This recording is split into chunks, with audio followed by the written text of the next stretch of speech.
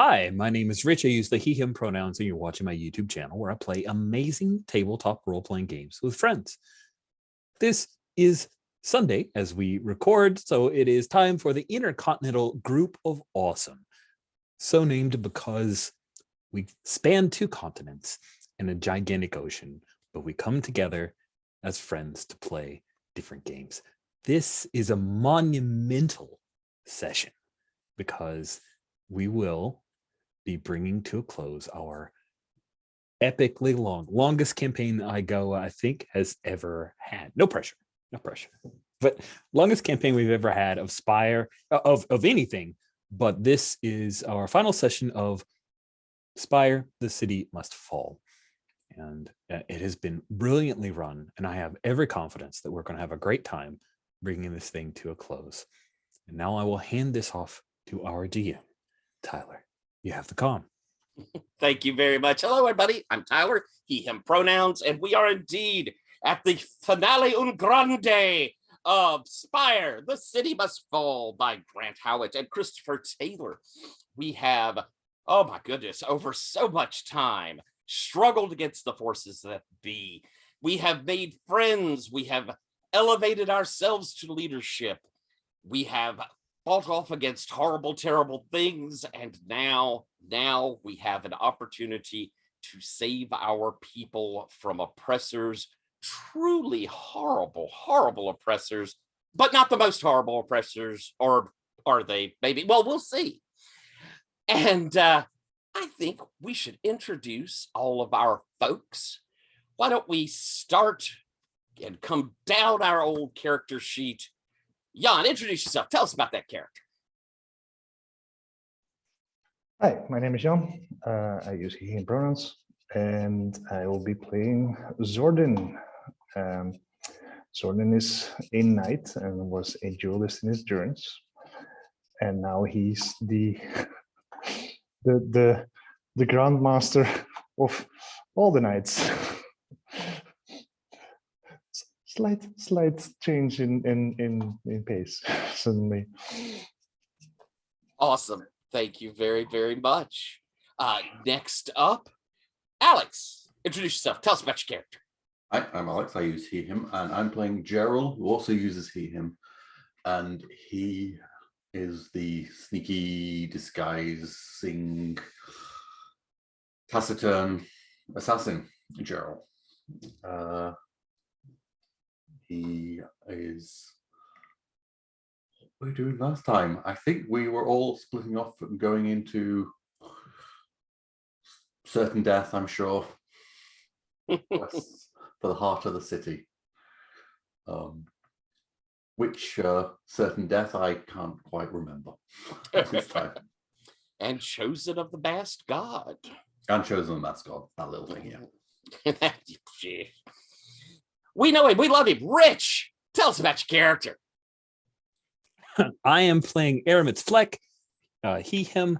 Aramitz is a Lejan or a priest, and he and his beloved, the two of them have been defending their neighborhood. He and Yvette are trying to bring peace and freedom from one evil to his chapel and all of his flock. That's what he's most recently doing. Awesome. Thank you very, very much. Next up, Jen, tell us about your character. Hey there, I'm Jen. I use she, her pronouns. I am playing Fonara Avri, who also uses she, her pronouns. She's the Azurite, and that is a business bastard. And she has made a particularly exciting purchase, that being the royal lineage and actual factual sliver crown object that used to belong to, what was her name? I always forget it. It was Ariel Steres. So trying to push things into place because despite being a business bastard, Fonara, she cares about people and wants things to be better in the Spire and not significantly worse. Awesome. Thank you very, very much. And anchoring out our fantastic party, Sabine, introduce yourself. Tell us about your character. Hi, my name is Sabine. I use any pronouns, and I'm playing Vizar, who uses he, him pronouns. He's an inksmith, he's a reporter, he's a writer, and he has slowly but steadily made reality and Spire take a hard look at those Steres bastards and what they're up to with their settlements for the poor, if that is very really public spirited or if it's just a naked power grab. And he's pretty much come on the side of it's just a naked power grab and we need to stop these bastards. Awesome. Thank you. Oops. And we have lost a Jan. Jan did say had a little bit of issues with some connectivity. Hopefully we'll be back, and is back. So last time around, we had all come back together after some separations. We had the Grand Master Zordon have kind of solidified his power amongst the knights. We had Gerald take on a rather high-ranking persona of one of the Elfir, I believe Petals, Lord Petals, and had set up a hit on King Keslin Steres. That was going to happen. Keslin Steres having found a position on the council. Fanara, as mentioned, has taken all of the things required to be the Queen of Steres. Aramit's having put together a rather solid defense of the neighborhood around his chapel and there at the docks, facing off against the Steres forces. And Vizar, with several stories that could be rolled out and printed, from Zordon to Aramit's to, I mean, a lot of things on Vizar's propaganda plate, as it were.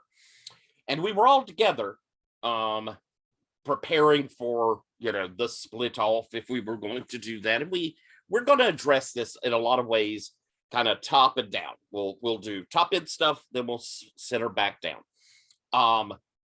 So we know that Keslin is has gotten a thing passed through the council where he is being allowed to make a Drow militia, which we have to figure will all be Steres adherents.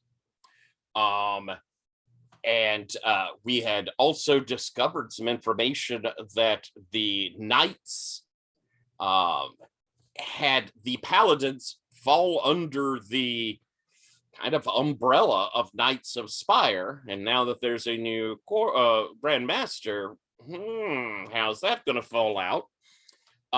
So I'm going to go around the horn and see what folks might like to do to kind of prepare us going into the, the build up towards our big final conflict.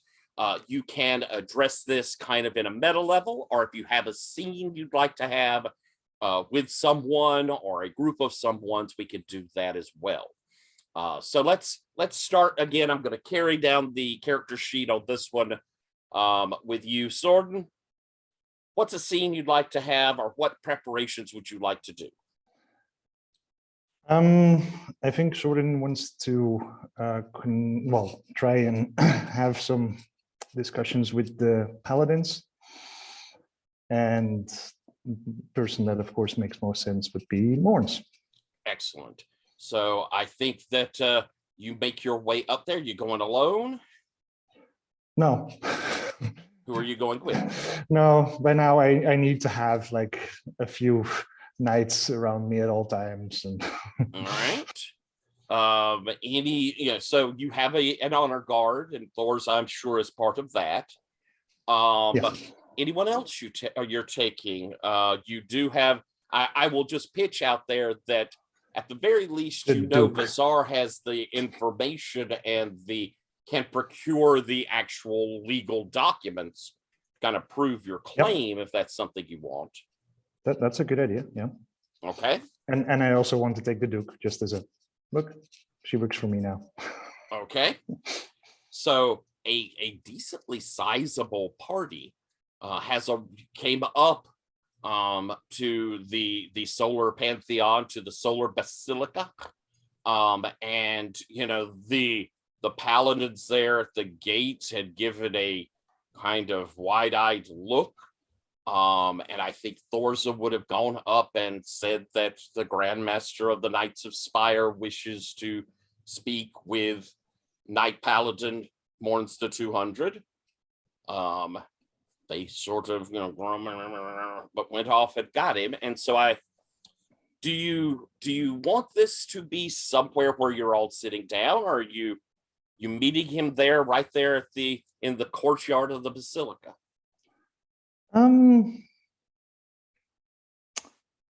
I think sitting down would be nicer. Okay. So I think we start our scene then with I think we're in a kind of inside the basilica in a room, beautifully appointed, that is sort of a meeting room, where Mourns, and I think he probably has a couple of paladins with him, seeing your full retinue there. But it's you and Vizar and Thorza kind of sitting with him and one other paladin. As he says, Sir Sorden, this seems very formal. Yes, that tends to be how I have to do things now, sadly. Grandmaster. It's the cloak. It is So, very becoming on you. well, thank you. I mean, it better be, considering that, it was a gift from a saint. A saint. Yes. You're familiar with Saint Benefer's, are you not? I am. I've studied considerably the old legends.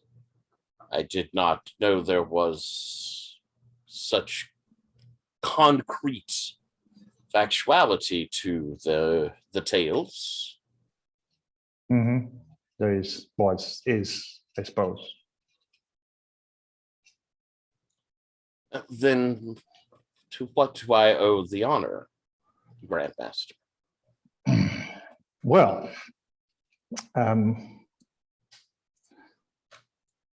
the thing is, my good friend Vizar here did some prodding and they looked into some paperwork and legalities. Yes. Yeah, this is really awkward, but the knights technically also fall. The paladins also fall under the Knights of Spire. The man beside this, what? That's outrageous. It's more kind of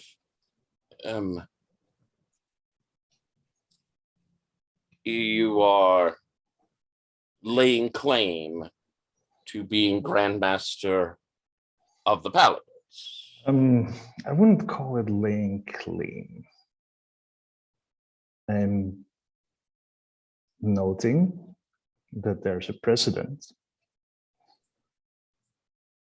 that the commander of the Knights, the Grandmaster of the Knights, in fact, was in charge of all the Knights. Now, of course, a lot of things have changed. I mean, the Duke oversaw most of the Knight's dealings, and then motions to Duke like to his side, like He politely nods to her. But now there is a new Grandmaster. well, yes, technically, the old one never really left. He just couldn't make his way back. Bazaar, you're probably very good at this. Reading people. And the person beside, the Elfir beside him is completely, I mean, you could just feel it radiating off of him that he is outraged by this idea. But you would swear Morns is not. There may even be like a little twinkle in his eye at this, as he says, I assume, Master Shadewright, you have some of this documentation? Of course I do, sir. And I will hand it over to him and his Elfir sidekick. The Elfir picks it up and begins scanning through it, and you can see he's very pissed off about the. I can talk you through this if there are any of the legal terms are unclear. I am sure that they will be quite clear to me. However, I would love to see what sort of trickery one of your kind might have to interpret them. And he will lay out these papers and kind of motion you over, and he will begin with you kind of going through these things. As Morns looks at you, Sword, and says, I suppose we will allow a few moments for these technicalities. Yeah, that's, I mean, and honestly, I was also expecting the same thing to happen with the Duke, but she was very gracious and stepped aside very gracefully.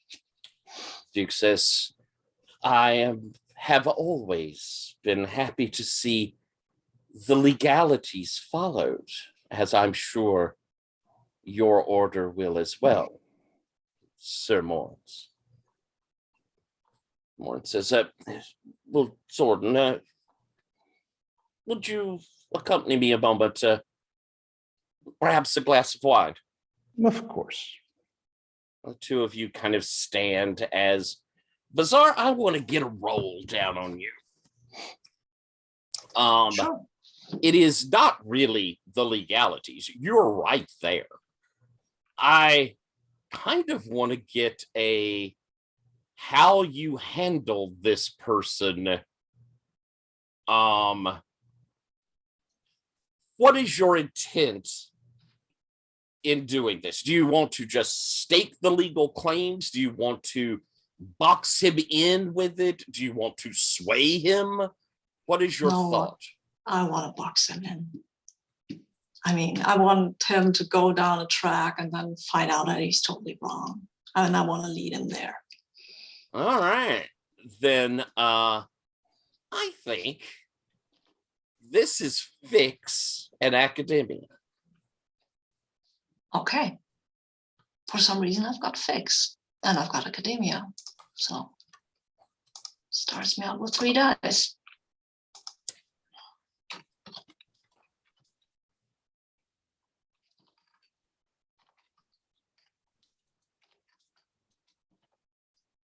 Okay, I don't have any modifiers, right? No, there are no modifiers. So. No, there are no modifiers in this game anyway, so it's just rolling. Wow, I've got an 8. Very good. So you're going to succeed. I'm going to leave you there for a moment as we see Zordon and Morns kind of walk a little away from the group to chat, as I'm going to pull us over and ask to move to you, Alex. What preparations or what scene would you like to have? And we do not have to, we are not running contiguous. You can, if you want to have a scene with Bazaar or with well, Zordon. I had a scene that was with, I think, I think Gerald needs to talk to Fanara. All I right. think that is a required conversation. I like it. Fanara, where is Gerald going to find you?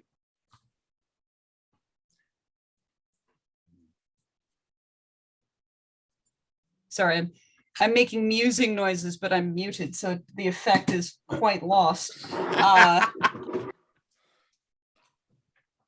I suppose that he finds me at my home, because that's a relatively, not neutral, but normal, average, not necessarily context burdened place to meet me. And I'm how do you approach? Is it your usual window You hear step? a knock on the door. Yeah, I'm like post bath, seated at a desk in my bedroom, looking over some papers. I imagine Goliset would answer the door and escort him to you. Would that be how that was handled, or would it be a servant and Goliset is there? I'm going to leave that up to Gerald. All right. I think Goliset's definitely there. I think it's Goliset who would answer the door because he would be vetting. I'm sure he'd be vetting people coming into the And estate. I'm not sure what the level of housing you have at the moment. I've moved up in the world. I have a new big remodeled house mansion. And so I have some additional servants, and Goliset's job is to be with me. Okay. To be near me. So it would probably be a separate servant. Yeah.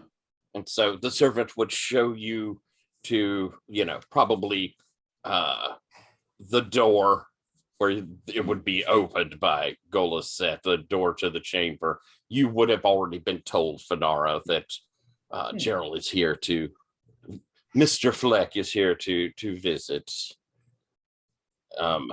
As you arrive, Goliset will, Gerald. Goliset. The mistress will see you. Thank you. And he opens the door wider to let you in and closes it firmly behind you. Gerald, good evening. So you're the queen now.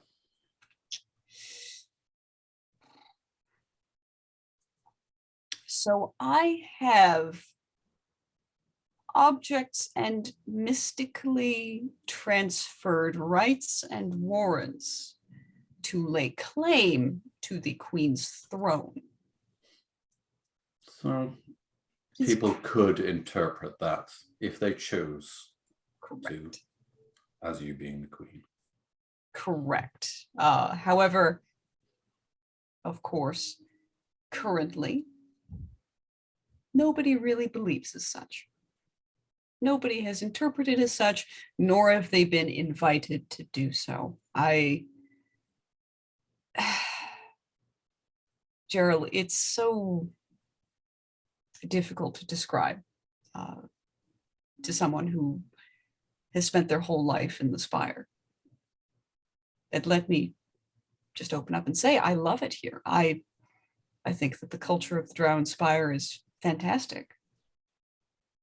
And I think that the people are the greatest part of what makes living here even remotely tolerable. As long as those people aren't Elfir. Just to put a very fine point on it. I think very highly of you, and I did not think you would think that way. So. Of course, but that's all to say, if you aren't from the home realms, the home nations, you don't have any idea how the Staries really operate. And it's plain to see that the Staries have their eyes set on the home nations already. They barely have someone on the council, and immediately they make their move. Their greed is absolutely insatiable. Well, the council position should be cleared up soon. Interesting. But more importantly, if you are going to take advantage of this mystical, Let's just call it the crown. the crown, there is someone in the Spire, a so-called king killer Yes, or crown killer. I've heard about them. I just want you to know that the inherent dangers of claiming the crown, of many, Oh yes, this is, believe me, I understand it as a sacrifice of my life if I do it. Not even literally, but I suppose also literally. I'll have to be a I- very different person. And then I suppose I might have to be dead. I don't think,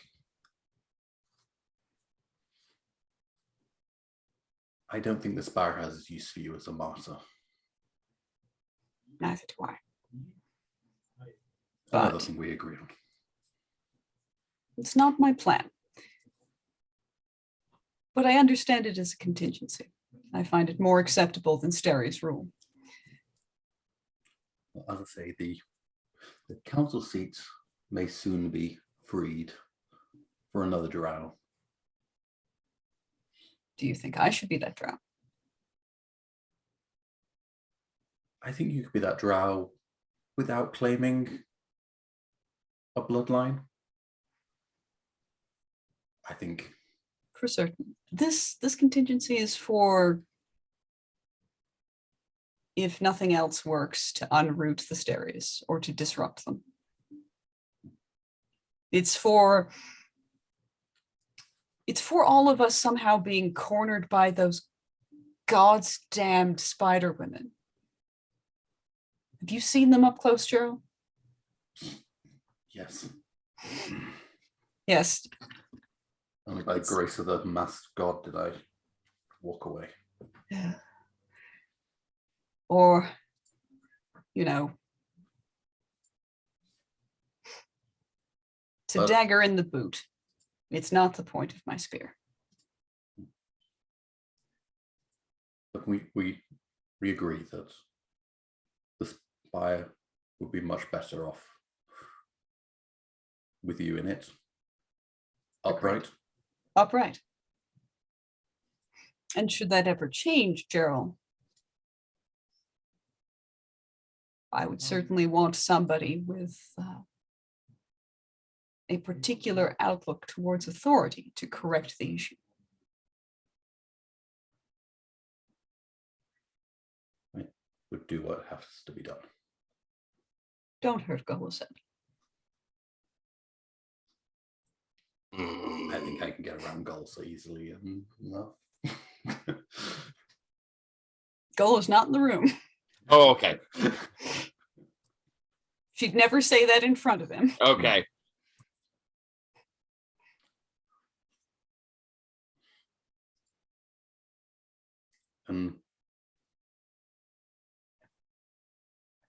Yeah.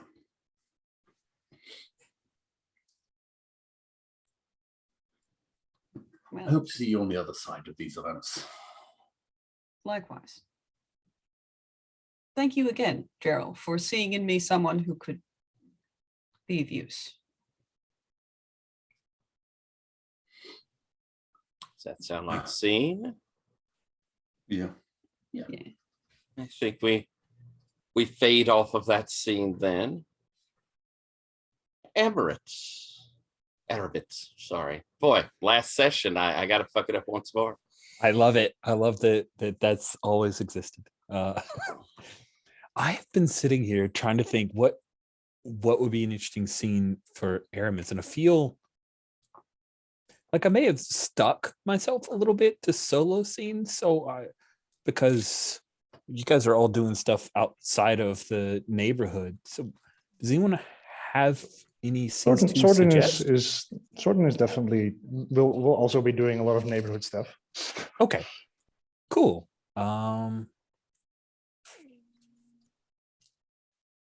I think then if Zordan's doing some neighborhood stuff and he happens to be a Grand Master, maybe Aramis would go to see Zordan wherever it is that he holds court to ask for some. How many people can you send to fight at our side? Which I don't know how Zordan would react to that. Is it of course yes, or are there some pressures that would make that a delicate situation for you? Yeah, I think that'd be interesting. All right. Then where are you, Zordan? I think we've already had your meeting with the heads, the masters of the orders of the docks, and they have all sworn to accept your Grand Mastership. So I think we could take that as given. Yeah. So where do we find you?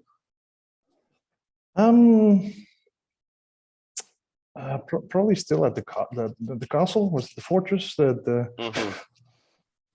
But big she's ship. got a big boat out in the rivers. What she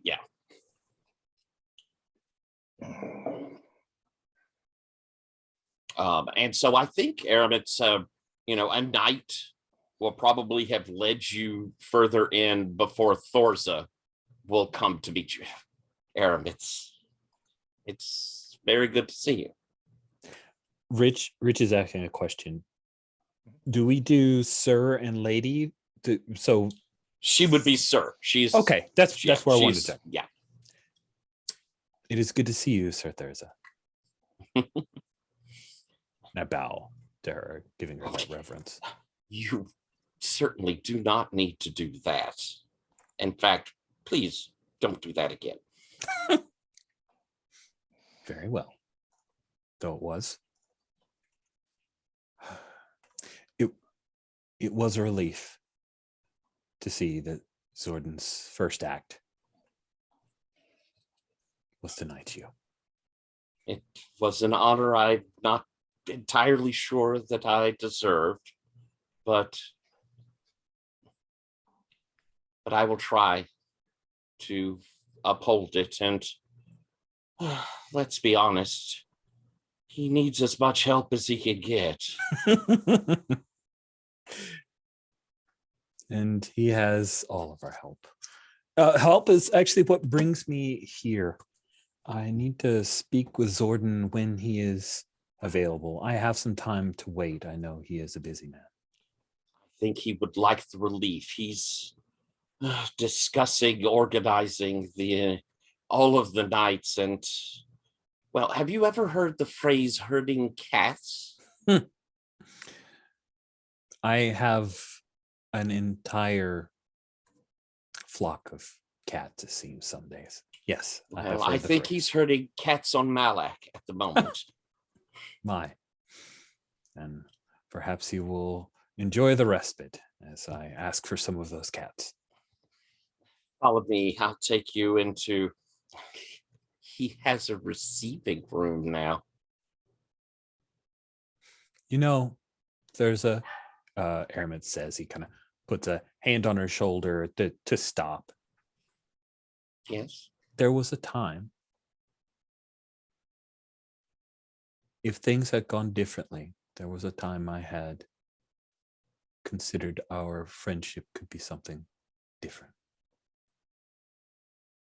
I don't think you were alone in that. But I am very glad to see that you are happy. And Yvette is a stronger woman than I first believed. Yes. She has impressed all of us with the strength of character and her heart. I am, however, very happy that we are friends. As am I. And I hope you find someone who matches you with your character and your fire. Well, for now, I have much more to keep me busy than romance. True. Please, and I will get Sir Sorden. Grandmaster sword. Technically, we still should refer to him as Sir, except in official business. Okay. Thank you for the correction. I'm glad, because Grandmaster gets rather clunky. I don't mind the few extra syllables. It still amuses me. I'm sure I will grow tired of it soon. And she has put you into a very nice little receiving parlor. It is still very much made up as the Duke had it, which is to frighten and impress people. There's not much of a Zordon feel to it yet, but Zordon, Thorza will come up as you are arguing with these masters about who should be, in charge of this and in charge of that, to say, Zordon, Aramis is wishing to have a word with you. What? How long has he been waiting? Gentlemen, I'll have to talk to you later. What? He has said that he will speak with you later. And they all sort of course, yes. As she motions back to your receiving card. Worth noting, and the Duke last time had mentioned showing you the armory. Oh, right, yes. The Duchess has already put together about 12 of those repeaters. Ooh. As you come into the receiving room and see Aramis, there are nibbly bits and a bit of wine there for you, of higher quality than the Kraken Bell. I've definitely partaken of that. Not to get drunk, but just like to enjoy it. And Zordon storms in and it's like, Aramis, it's so good to see you. I hope you weren't waiting for too long. Much shorter than I anticipated, and I think he's like there's that moment where Aramis might have come up to like shake your hand or embrace you, but he seems just a little. Zordon goes in for an embrace. Nice. And he claps your back a couple times. Grandmaster Zordon, it is a delight to see you again, my friend. It's good to see you too. It's been a thing. So Thurza said that you had some cats to herd and it was troublesome. Is there anything I can do to help you? The thing is that most of the night orders were sort of used to doing things by their own and only sporadically checking in with the Duke. I've been meaning to change that. Hence the cats. Sounds like a worthy change. I feel that even like there was a lot of infighting between the different orders of knights. And honestly, we can't have that right now.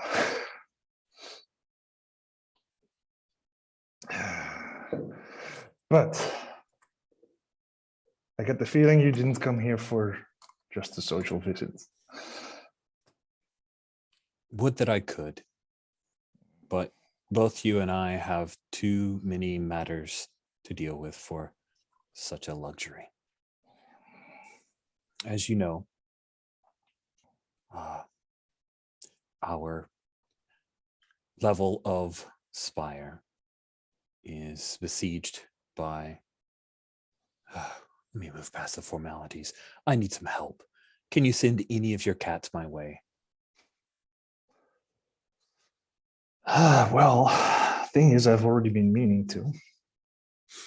But of course, there's also like I may have been a bit ambitious when I wanted to stretch out the patrolling rooms that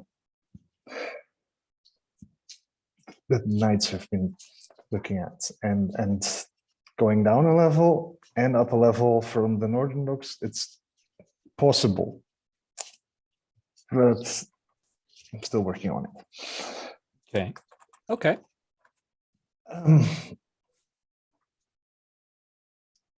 I can definitely free up a few though. And if things go well with the paladins, then I have, well, more cats to wrangle, but still more cats as well. Oh my. That is. It's not there's their whole solar pantheon. Like, of course, which god do you pray to? It doesn't matter for the knights. So, but it's still a sensitive subject, and it's not going to fly if I tell them to renounce the solar pantheon. So other orders are not going to be happy. But I'm going to work on that. I'm sure that Vizar would be able to help sell people on the idea. But I won't tell you how to do that job. You were chosen for that. You earned it.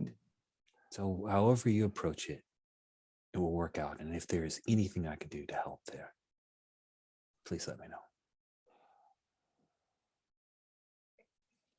Some prayers. Of course. And with that, I will, Aramis would like to do the rite of respite because we both really need it. Idea. Unfortunately, it's only once per session, so this will be the last time I do the rite of respite. Oh, So sad. This is the thing I do on, well, did. Why do I say do? Present tense. In college, I was in a number of plays because my minor was theater, and every I didn't know that. last play, every last night of the play, like I would do a cross, and in my head I'd be like, this is the last time I cross to do this. I would embrace them. This is the last, and it all be in my head. So this is the thing I do. If I say it more than once, I apologize. It's just this weird ritualistic thing I do. So rite of respite, I think here I lead my allies in a recuperation session while I hold vigil. I think I create a comfortable healing environment with a bottle of something from the receiving room. Very nice Chianti, I think would be good.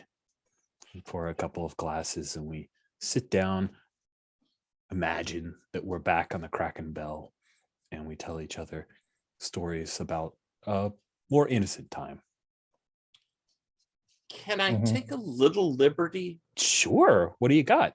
I think we see the two of you together in fellowship, and we have had a tradition of everyone sort of going to Aramis with their troubles. And I think that we see, as the two of you are there, we get this kind of fade scene of that moment of fellowship with Vizar, a moment of fellowship with Fenara, a moment of fellowship with Gerald, that shows that kind of beating heart of the group.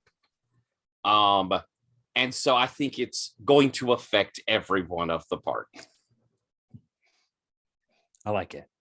I like that a lot. Thank you. And the result is that it gives 3. Is that right? You restore 3 stress from mind or blood. And keep in mind with 3, if you happen to have a lingering fallout still there of the light variety, it could also heal that. So, does that seem like scene? Okay. I think yeah, definitely going to also send some actual knights to the church. Cool. And we will definitely see on screen the results of that, and maybe even sort of leading them. We'll see how that falls out. So let's move over to you, Jen. a scene or a machination. Again, keep in mind, it doesn't have to be an in tight scene if you'd rather do something on a higher end, but whatever you'd like. What would you like to have here? Well, I'd like to pull in a meeting with Geb. Oh, okay. Let's see. And have him deliver the mole on the High Council to me. Ooh. Because I can't imagine that they'd put an asset that important in such a place without spiking them. Oh, that makes sense. All right.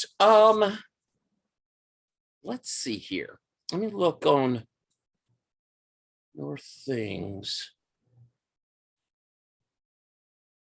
Because this seems higher end than a close, just the first bit on this seems higher end than like an immediate scene. Mm-hmm.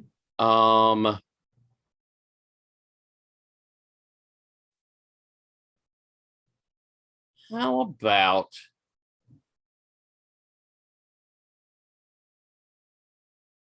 let's have you do a compel and commerce. Sure. Because what you're doing basically is sending agent to procure for you. Mm-hmm. Sure. And I think you could easily bring in veiled threats or command, one of those two. Veiled threats. And speedy delivery. Mm-hmm. Okay, cool. So one for trying, one for. Yeah, I think you're looking at 5. Nice. All right. Oh, I should get in the roller. Doink.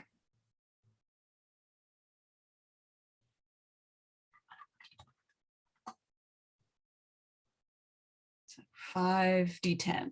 Mm-hmm.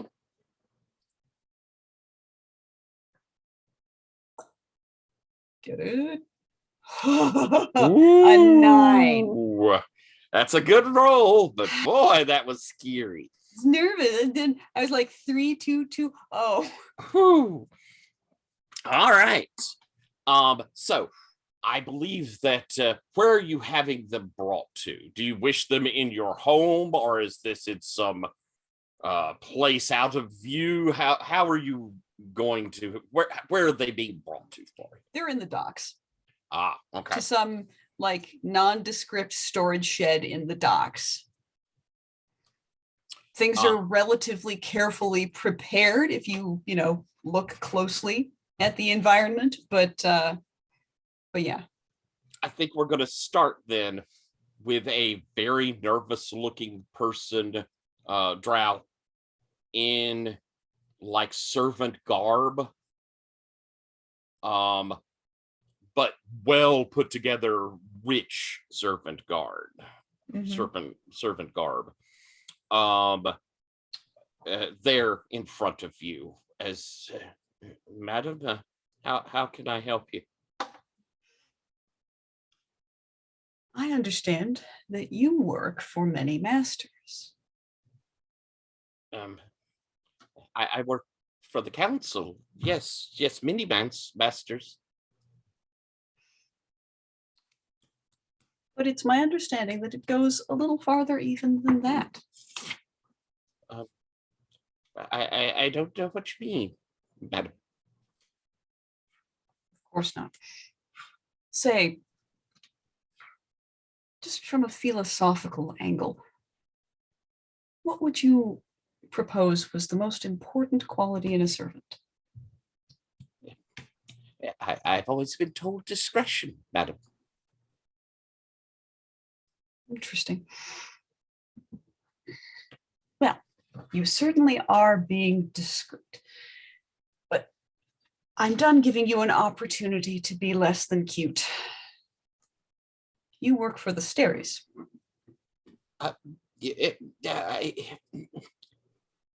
I think with your very flat-fronted look, he's sort of, and having brought him under threat.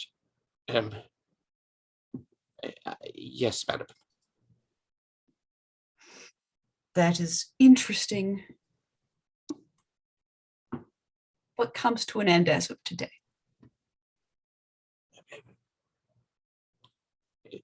Madam, I don't think you As quite... of today, you work for me.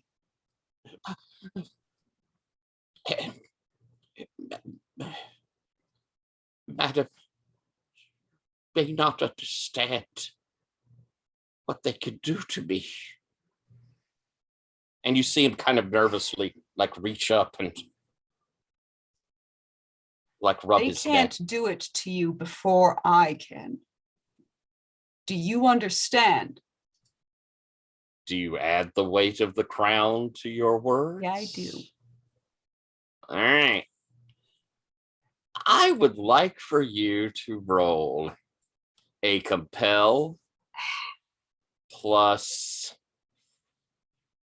I think this could be high society or low society, your choice. I'm going to stick with high society because that gets me dice. Okay. I think command definitely is the knack. Absolutely. So 1 for showing up, 1 for compel, 1 It's like 4. 4 dice. All right. We doing this. Comma and or dog. And you are risking mind. Come on. Oh, good. Oh, a 9 and a 10. Oh, very, very good. Are you wishing to inflict pain on him?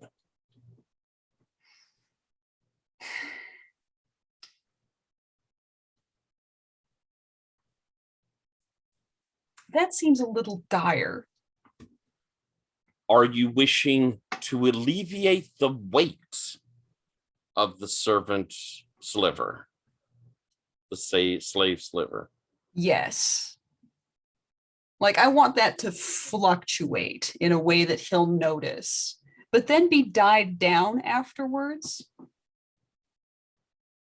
If not entirely released, if that's something I can do. You can. I do it. And you can see the daunting realization of it as but inside of you, you feel Crown isn't delighted with this use. And you master it, but it isn't delighted with this use. Mm-hmm. He says, Madam,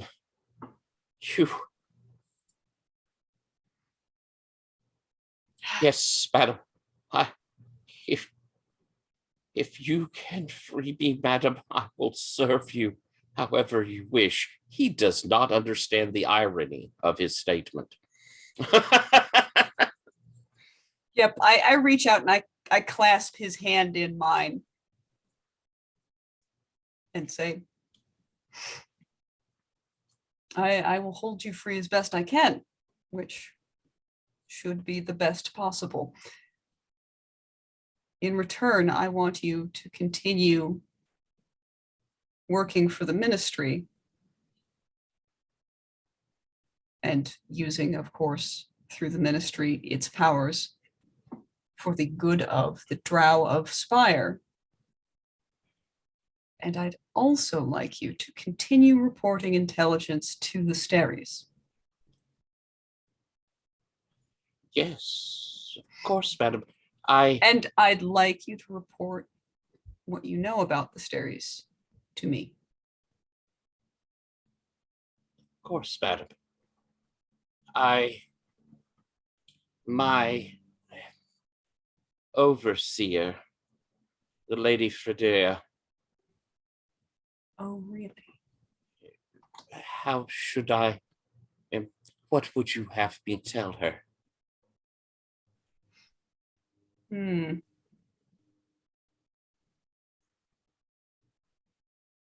All right, out of character, timeout moment. Sort of want to point this to the group. What do you think I should have her say or have her be told? And I think, Sabine, if Vizar has some, Oh yeah. kinky boots things that are going on here with like the plots and plans, might be a good moment to start implanting those. I would definitely be happy to boost some of Vizar's plans with this. I mean, I don't know what plans I really have actually, because all I wanted was to facilitate the plans that you are putting forth, like Aramit's and his thing, like Sorden and his thing. If you want someone to help you with the Slivereth situation, sure. But I'm not, my own plans are mostly boosting up Sorden, helping Aramit's with it, boosting up Aramit's, and well, maybe getting a dagger into this one asshole, but Deeply cathartic. yeah. Okay. Yeah. yeah, Okay, that's just Well, you know. then do we think, Vizar, you've come up with anything to make Halcyon look bad, or something Ooh. to drive a wedge between the royal family? Ooh. Ooh, yeah, that sounds like a lovely idea, because of course Halcyon is terribly indiscreet, isn't he? Terribly indiscreet, and that will trickle through. That That family's will had to move a few times because of his fuck ups. Oh yeah, well, then that should be easy to find out what the fuck ups were, and to maybe I mean, he doesn't know that his new best friend, Portance Arvamoth stands, and this bizarre Shake Right character who writes articles about him. It's the same person. So Lovely. All right. So sounds like that's Yeah. the bit to go back. It's Yeah. he looks relieved, and of course, madam, as you wish. Thank you. And where is Farida staying lately? She is on the Ivory Row. The Queen has a complex that she's been constructing for some time there. Mhm. The Lady Farida is one of her more trusted, and he will tell you where he meets her. Sure. Understood. Thank you. Madam, thank you. I made a foolish bargain, and I did not expect a second chance to rectify it. Sometimes we just get second chances whether we like it or not. And I think you get a refresh for making a bargain better for you Nice. than someone else. Didn't even come to mind. That's a D6. Yes, I'll give you a D6 on that one. And sound like scene? Oh yeah. All right. We're going to be coming to you, Sabine, but why don't we take a quick break? All righty, back. So, Sabine, a scene you might like to have here, or a machination you have afoot? I'm not entirely sure. I have a scene that I need. It doesn't need to be a whole scene. I have a favor to ask for whoever is going into Derelictus and confronting these Xeris goons. Probably Sorden might be the best for that, or Aramit's, or both of them. Why not both?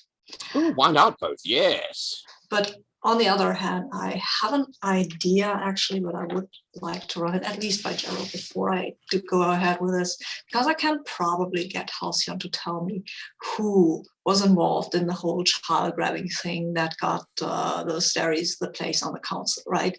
Who among the Elfir? Because presumably the durance is for the good of the drow, right? That's what the Elfir tells us. To strengthen our morale, whatever.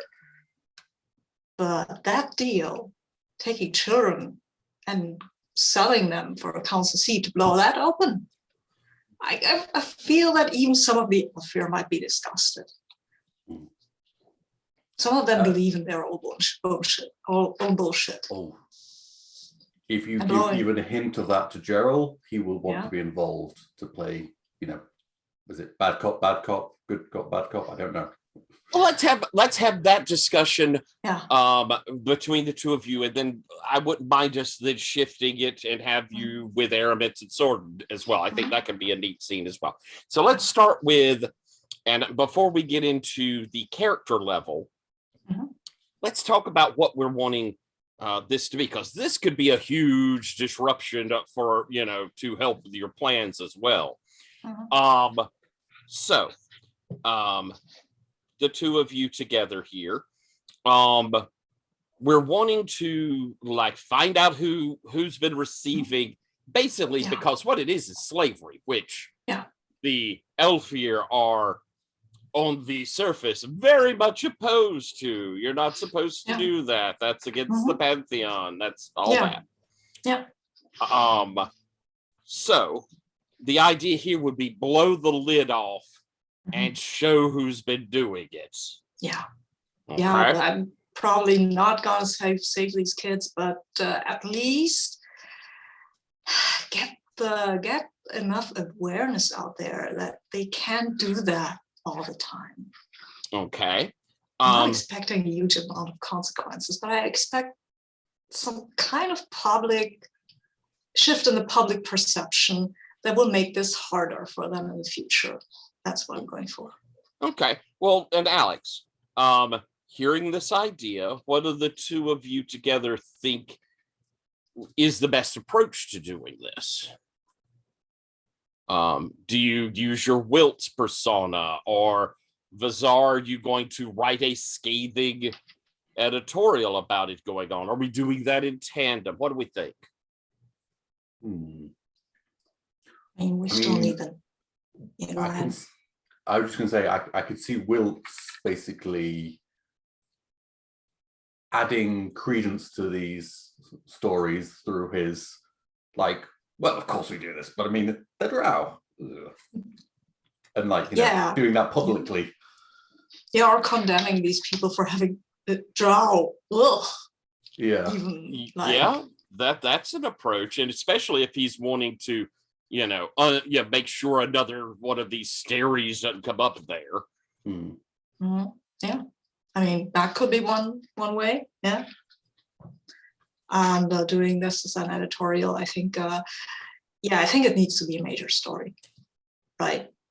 We need to blow this up. And then we need to drag in the knights and the paladins, because slavery is actually illegal.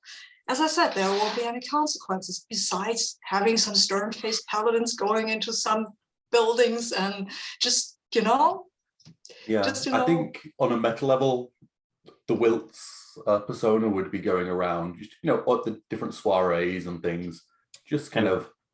That's him, by the way.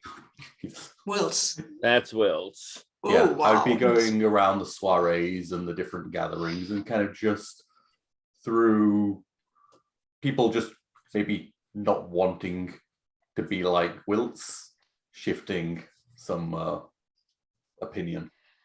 Being as offensive as possible and being for this, the horrible things. All right. I like that. Let's put a set of roles down here. Sabine, do you think that Vazar is going to do one of the rumor mill thing on this, or?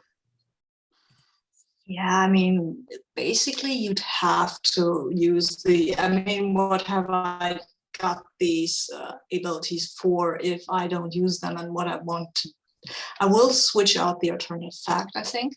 Okay. But only after I've published the article, because I want people to understand that this is a bad thing, that this is morally corrupt, and that people need to know that this is actually what is happening is a bad thing, right? So we can engender more moral outrage. All right. So the fact would be that what has happened, a moral person would take a strong stance against it. Excellent. Excellent. All right. Let's have you roll D3 to see how much stress you're going to take. I need this one, not this one, not this one, and this one. Now, dear D3, D6, please remember that Star Wars game. Yeah. And did you take the healing when Rich gave it? Yeah, I did. Okay.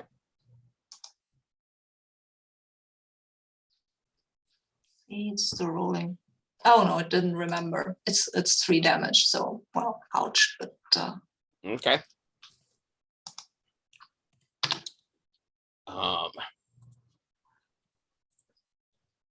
And I think from you, Gerald, to kind of put your part into it, and it sounds like Bazaar is helping with the effort here off of what he's been doing. Let's have you either deceive if you're trying to use Petals as this, you're lying using him. Yes. Or a compel. And this is as high as society gets. Yeah. So, well, high society. I think I'm compelled. Well, I'm trying to get them to do the opposite of what I'm outwardly presenting. So that sounds like deceive. Yeah. Yeah. And with help, it looks like 4 dice. And I got mastery on social checks with Elfia. Oh, so 5 servants dice. are the high ones. I mean, it says, but it doesn't say if I'm bowing and scraping a bit. No, it does have that in the words of the move. No. It's just having been around them, you know what works. Yeah. So yes. And what I'm doing helps, right? Absolutely. That's getting him up to 5 dice. 5 dice. That's rather a lot. There you go. Well then. 6 is my best. Oof. Oh dearie dear. It's a good thing I kept that corpse. Success at a cost. Let's get a D6 going to your reputation. These.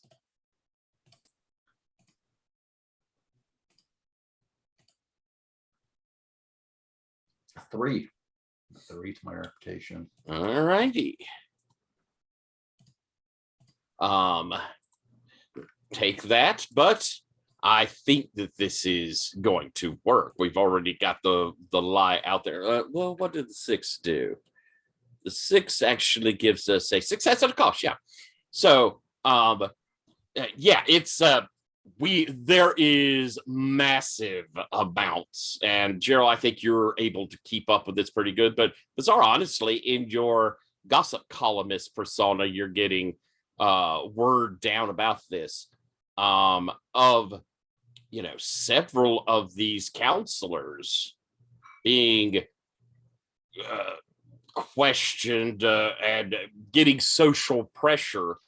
Ooh. And I think with the 6, we're seeing the kind of factions in the council splitting off. I don't think we're seeing like 2 people being expelled, but instead it's more like backbiting and wondering who's on whose side and maneuvering, which may honestly work more in your favor than having, a couple of counselors kicked off, because it's, they're really concerned with they're navel gazing themselves here rather than paying attention to whatever the drow might be doing.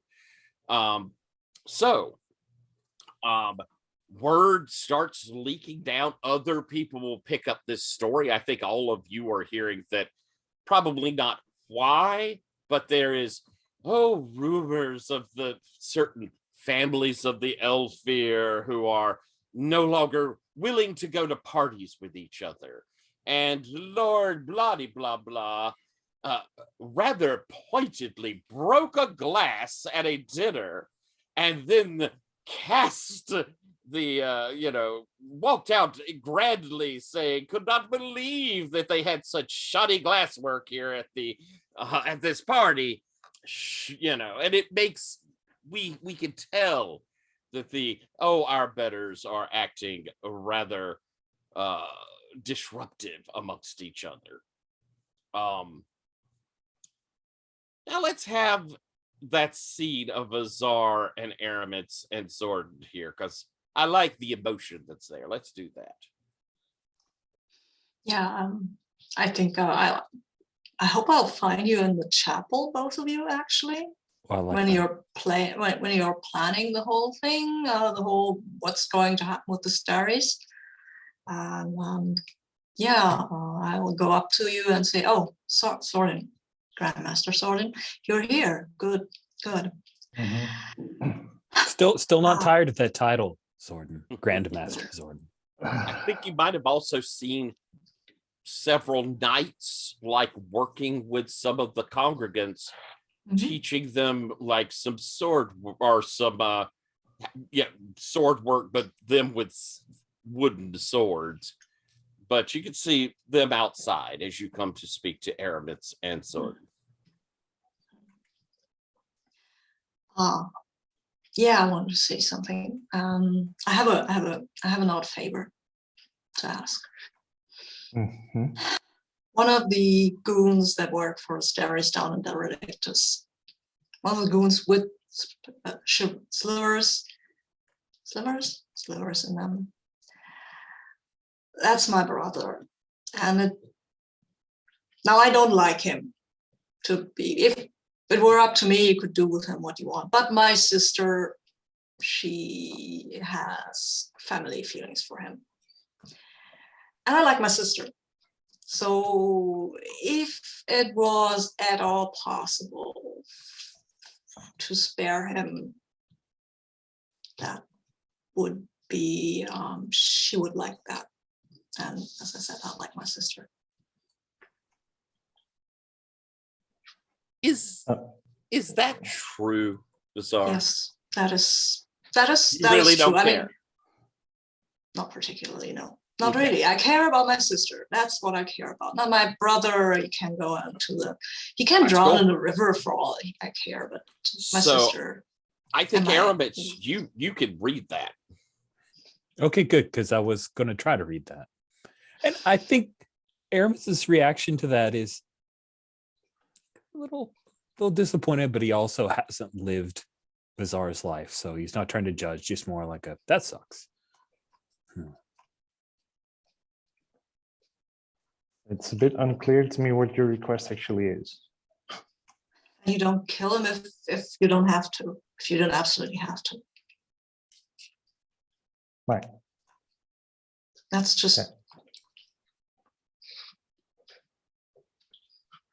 Do you think he will attack? Yeah. He's all of his life, he's sucked up to my father. And now he found somebody more powerful to suck up to.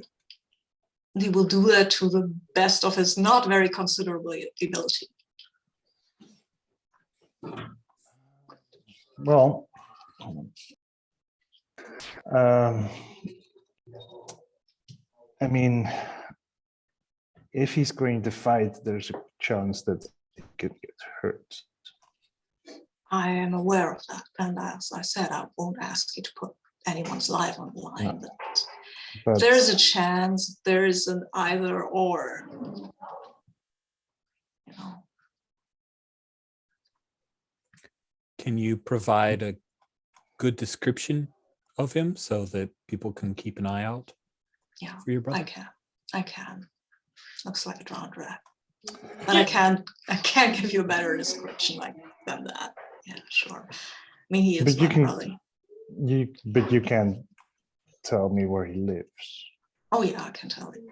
Can I? No, I can't. I have no idea where he lives. I can find that out though. Because we will take his rent. You can get that information. Yeah.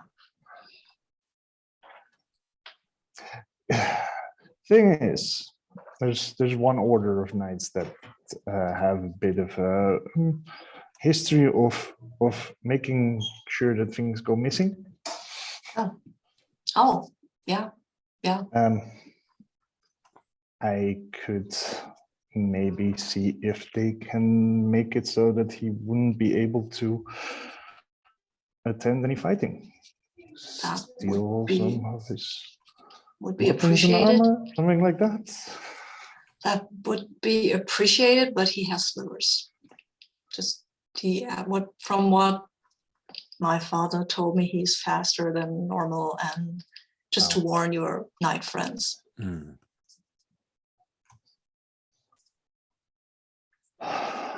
Well, I think I can that ask too. them at least. Yeah, that would be. I would I mean- count that as a personal favor. Well, I will have to call in a favor with the weasel. So I think this sounds like using your allies there. I suppose it does, yes. And you actually can, where you have Knights of the Kraken Bell, you can put the Knight's Order and take that up to a 2. Well, the one is not a good thing, right? It's the amount of stress it's already taken. Oh, I see. Where are I think- your? Oh, your bonds. Right. Yeah. But you're taking. You can get rid of the stress because that bond is now a street level bond with all knights rather than just a Kraken Bell. And you'll need to roll it. Right. So this is their area, well, of expertise, but not their area of operation. Yeah. So you're looking at 2 dice. They're used to stealing beer from bars, not. If you wish to go, you could help them, or I could help. Is there any way I can help you with this? you could choose to go with them. I'll go with them. All right. I feel that like I would not be doing well at the kind of infiltration they need to do for that. So Okay. I have to trust my allies here. So 3 dice if Aramis is helping. I'm helping. Let's have a go. It's a 7. All right. 7. Meaning we're going to have a cost. Yeah, that sounds Yes. fun. Um, Last session. yeah. Go ahead and roll a d6, Sorden, for the stress. But for the fallout, really, it's going to be Aramis. You go with them, and they're attempting to snatch him. It's It a is 1. Oh, you lucky dog. Nice. So we have a success, but we know there's a bit of a complication here. Mm-hmm. I think I'm going to make it a pretty straightforward thing here. Of you can take him, but probably a couple of these knights are going to be killed, No. or just in the fighting of grabbing him. And this is a rich question because Aramis in the moment wouldn't know these sorts of things. Or they can eliminate him so he's not there as part of the fight. They can kill it. They can kill him. Yep, that fails at the whole. It does. Now, I'm going to give you a chance to act in here, depending on how you do. Both of them will have you an option of what you do personally. I just need to know where we're sitting. It's going to sound rough, but I really feel like if it were this person who has a sliver in them lives, or knights who are trying to defend the neighborhood die, you would choose for the knights to survive. All right. So now it comes to Thank you, what you're doing in the scene. They managed to infiltrate. These are knights a little different than most of the ones you've seen before. They wear much lighter armor, and their swords have a much more stiletto-y look to them. As they sneak around through back channels to arrange to arrive down in Derelictus unseen, sneaking into the back, and they get the drop on him, trying to kind of contain him. But he is so insanely fast that they're not able to like trap him. They were going to net him and knock him out. His speed is such that it is too dangerous. You see, they've had to move away, and now they're swords out and holding him off. They're going to overwhelm him. You can feel it, Airmans. He doesn't have a chance. Maybe you could talk him down. And the cost is that if I fail... Oh, he did. And you're going to take reputation. That sounds really good. All right. What's his name? What was the brother's name? Simeon. Simeon? Simeon. Simeon, sorry. Like Simon. Yeah. I got it now. I just, for some reason, I didn't. So I'd of course love to hear what you have to say to him, but you're looking to either push towards like compelling him or deceiving him, or theoretically, I could even hear a way you could fix him. Oof. Man, that is tempting. Yeah, fix him, please. Oh, yeah. I think I'm going to go with fix is what I'll angle towards, and I will say, Simeon, we know that you are under the control of these slivers, but I am speaking directly to you, my friend. Your brother sent us to save you, to keep you from dying.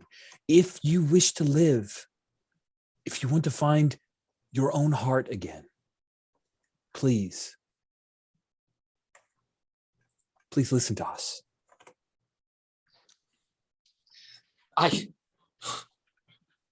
You can see a moment of confusion. You also see a little bit of that, kind of rat backed in a corner. Let's see how you do. We'll see what he says. Okay.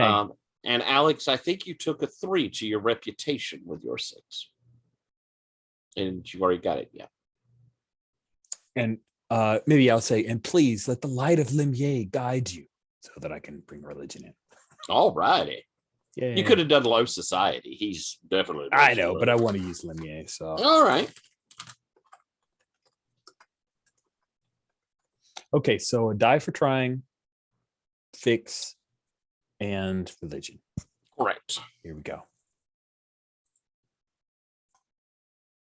Oh, an 8. All right. Hey, that's a success. And I don't even think there's any follow-up. Nope. No stress, no follow. I'll take it. He looks at you. He's like, they gave me a chance I've never had before. I can give you a new chance. You can be something your father never hoped for you. You can be a great drow.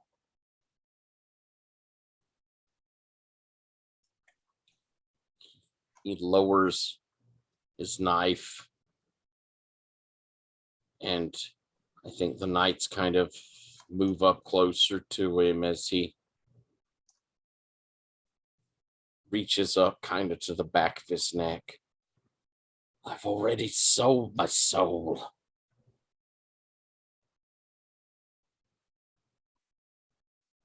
We'll find a way. I think since you rolled with the religion, you feel the presence of the lady with you. My.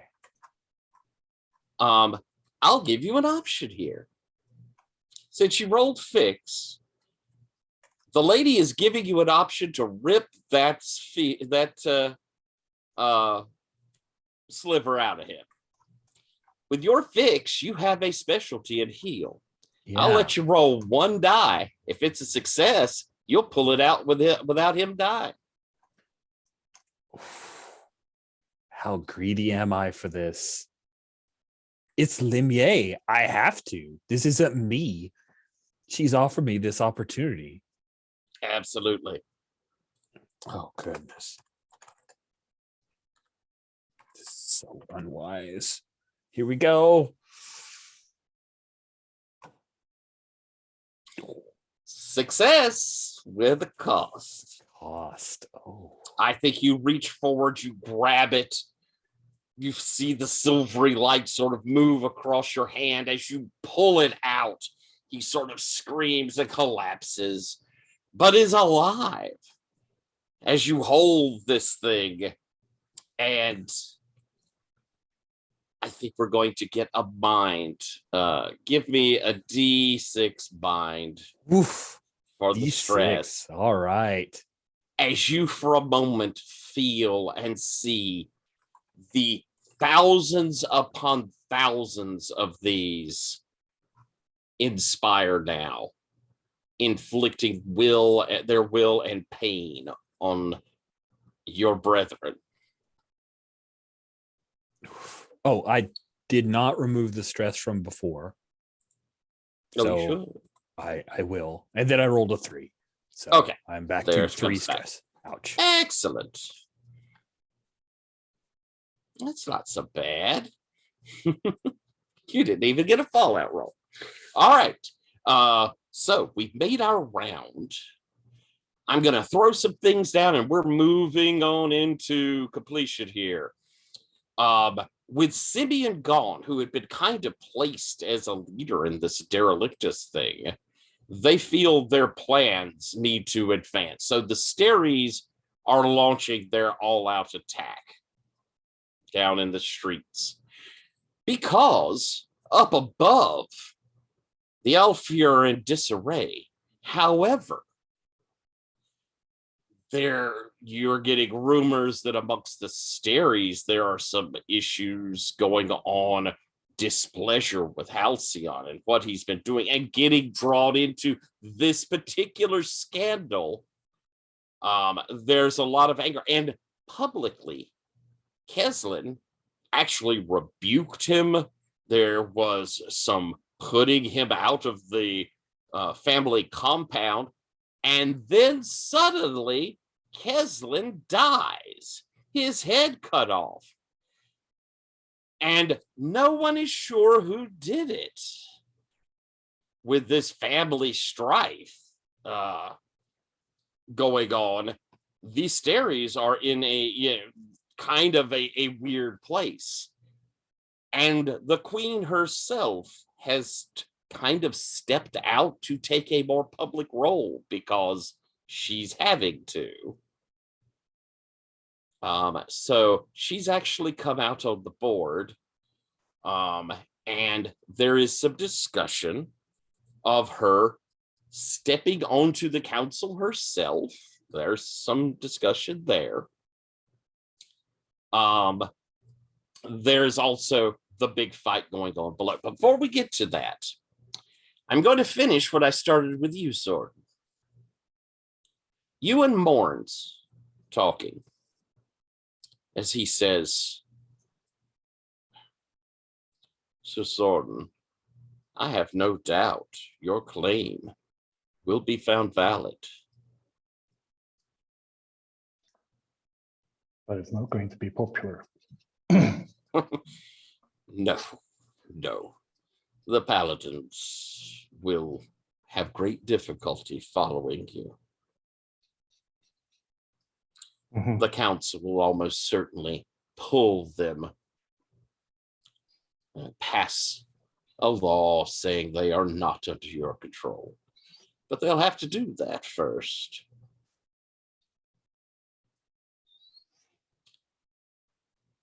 There is another option along with this. Being Have you heard the current drow member of the council who was found decapitated last night? Yeah, I did hear about that. The paladins have always felt that they should have a voice in the council. It just caused some strife amongst the order. Yeah, funny thing. The Grand Master used to sit on the council as well. He did indeed. It's going to take longer. Perhaps not. What are you Would you suggesting? be willing?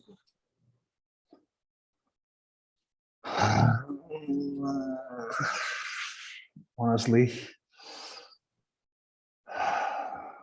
it's another thing in a long line of things that I'm was never really willing to do, never signed up to do, but it all seems to come with the job.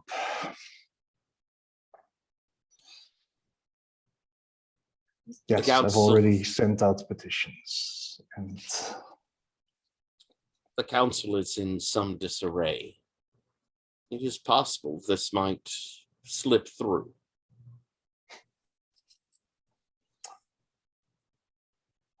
well, my best bet for making things like that slip through has generally so far still been Vizar. Well, I suggest you try to fortify that position quickly. As I say, you will be found correct, but it will only be correct for a short time, Grandmaster.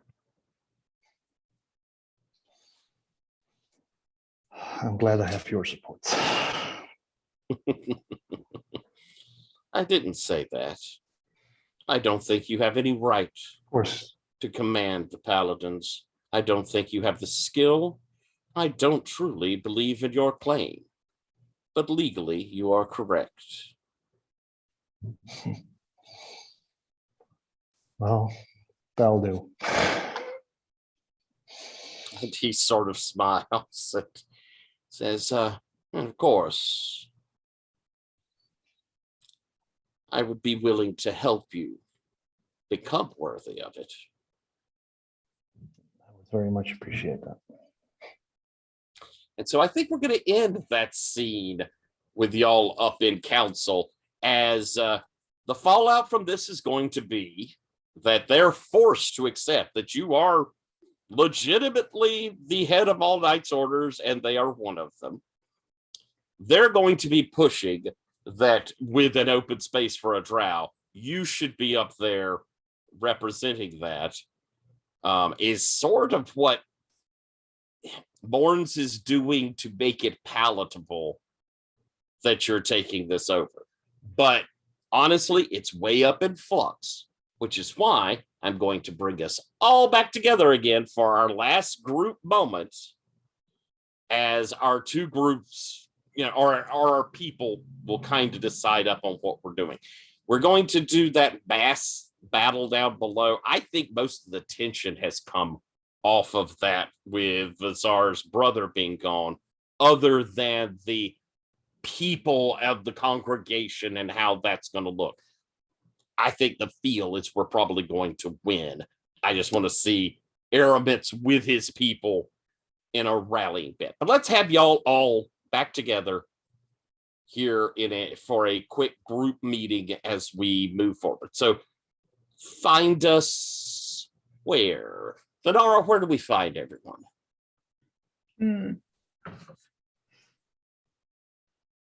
I've rented out another warehouse on the docks.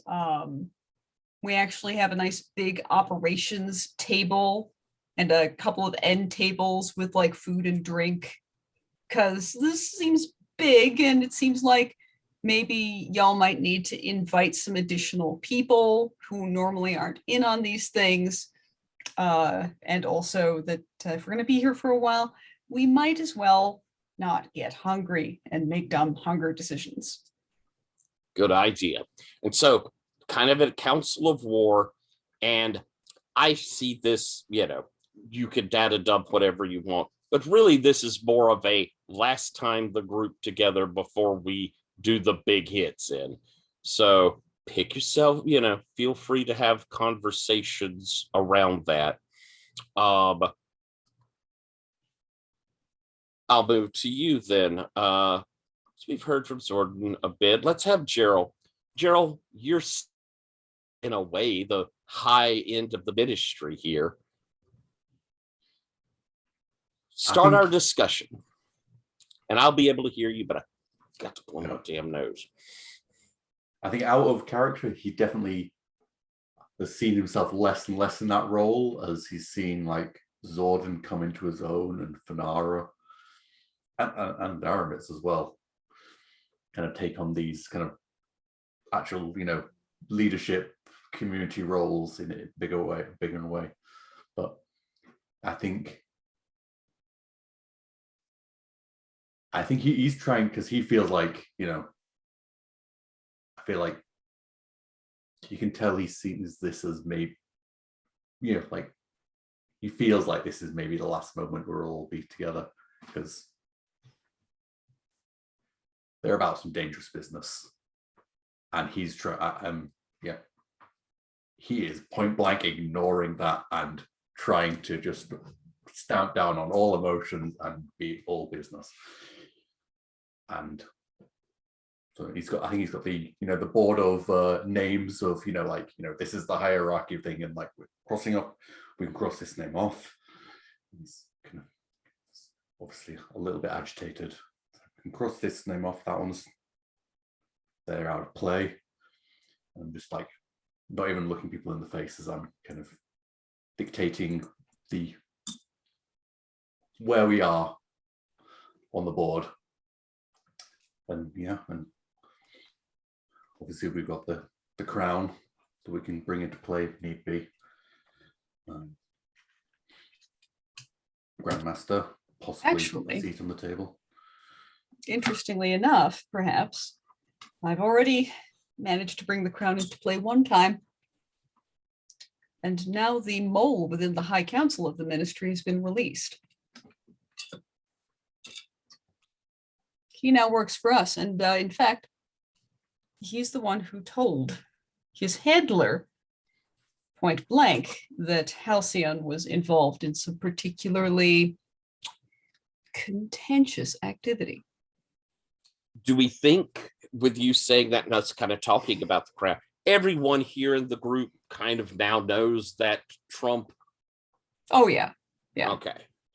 All right. So in our meta way, Bizarre, you helped structure that, how best to plant that rumor, and you've been expounding on it. And we've seen the fallout from it here at Game so far. Mm-hmm.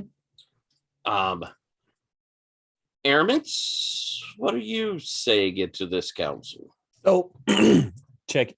Yeah, I don't see anything in Lines and Veils, but feel free to ask me to do something different if you want. It's a little grisly, but I kind of imagine that Aramis now has this staff with the sliver that he pulled out of Zimian, like wrapped around the head of it. Almost, yeah, similar to the way that people might put heads on pikes type thing, but it's just an open, like, here's the thing, I have killed one of your slivers thing, and he's been carrying it openly. Is everybody cool with that? I can totally change it if you. Okay. Do you want another sliver just to add credence to the whole thing? Because absolutely, we'll just like wrap it around. We'll chain them together. They'll think it's a gigantic long. Yeah, go ahead. Yep. That's awesome. Yep. Yeah. And I mean, can like Gerald just like, he hasn't like earned it in the story, but like maybe it happened out of just like drop like 3, kind of just like they're a little bit bloody, just like plump. Where you killed off some. Oh yeah. Yeah. They weren't pulled out nicely. That's cool. And Fanara, you feel them. I mean, God, that's terrifying. You It's a little weird. would have known when the connection was cut. Not you didn't necessarily feel them be cut, but you would have known you lost the ones you lost. But you could feel them sort of vibrating in power, and like the crown wishes to have them implanted in someone else. Clearly this is currency to be used. It's what the crown certainly wheedles at you saying. Mm-hmm. And I don't think Aramis has any inkling that Fanara has that communication or anything along those lines.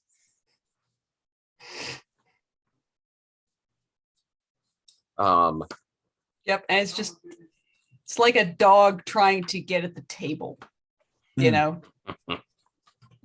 just putting the hand out and being like, no, down. Bad dog.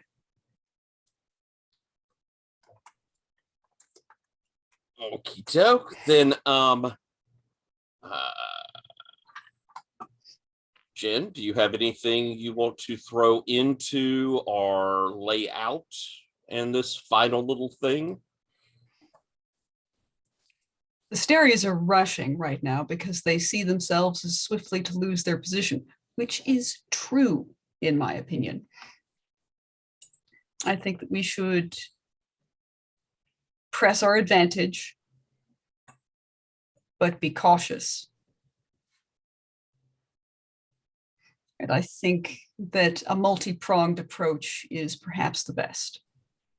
So we should continue to sow confusion among their leadership while also preparing for this conflict in Derelictus.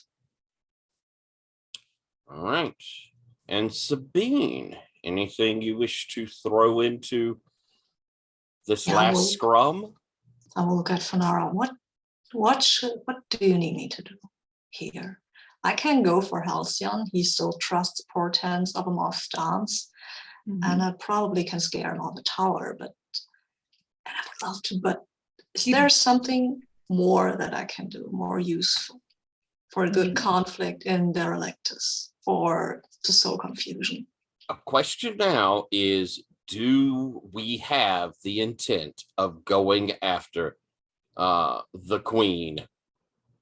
If so, then this is that moment where we say, okay, we're going. Do we want to use Halcyon? Do we want to have Halcyon give us the whatever we need to get to her? That sort of thing. Halcyon has been recently rebuked, so using him to flex social power right now isn't advisable, but he still has access to things such as his mother's house. Yeah. Gerald raises his hand. Gerald. But do we need him? Oh, no. To have Halcyon have access to that house? As soon as we don't. He's implying killing Halcyon and having Halcyon as a personality to. Is that what we want to do? Just an assassination, or is there another way? I mean, an assassination by Halcyon of his mother that would be nice, right? But for that we would need we would need Halcyon to be caught. So we need to motivate Halcyon to kill his mother. We will need to make Halcyon believe that his mother wants him killed. That's a bit harder to do, but I feel that it is more worthwhile. Because that is the kind of infighting the Steries can have right now. Gerald's nodding. So then you can come for him and I can save him. And then I can tell him that it was his mother and inflict a bit of terror into him. I have a spell. All right. Maybe push him to go after her. No, it's quite twisted. I like it. Such as they deserve. Yeah. And then I can kill him myself, but I feel what the Elfir will do to him or the Starries is more than worth it. That as you're having this discussion, it sounds like we've kind of reached as the room we're in. Which Fenara, where are we? Oh, Did I decide this? Oh, we're in a I'm sorry. warehouse on the docks that's been Excellent. rented out, you know. There's plenty of empty, inactive space between us and listening ears. I think that as you're kind of having this meeting, you begin to notice like the light coming through the windows begins to dim. And as you look up, you could see spiders' webs forming, dripping down into this almost veil as someone steps through. And I like put a hand in front of Goliset. As you see Macareth. My dear friends, my most successful proteges, it is good to see you all again. It's good to have you here. Marikath. You have risen considerably. And she looks over at Zordon and Aramis in the public eye. You have, she kind of looks over to you, Fenara and Vizier. You are both associating with people rather on high. She gives Gerald you a moment, kind of a quizzical, you know this is not how a cell's supposed to operate, keeping on the down low. And she says, I begin to believe perhaps your work for the ministry is compromised by such elevated stations.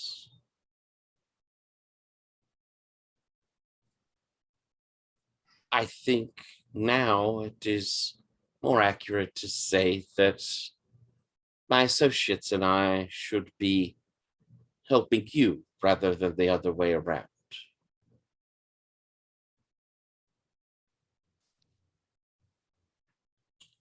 Father Aramitz, war has begun. Derelictus and is in arms, and it is about to flood into your neighborhood.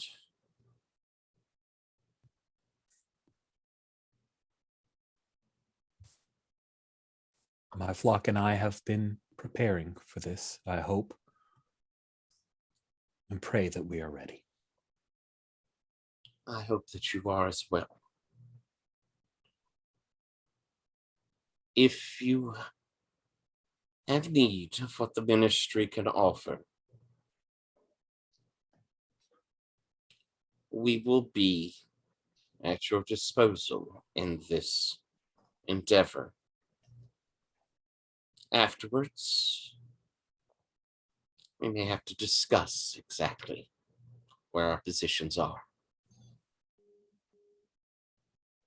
Aramis does this head thing of like, yeah, I know I'm the worst spy, but you know. No, I was the worst spy. She goes, however, from a personal level, I am very proud of you. Thank you. There were times when I considered my choices may cause you to need to eliminate me.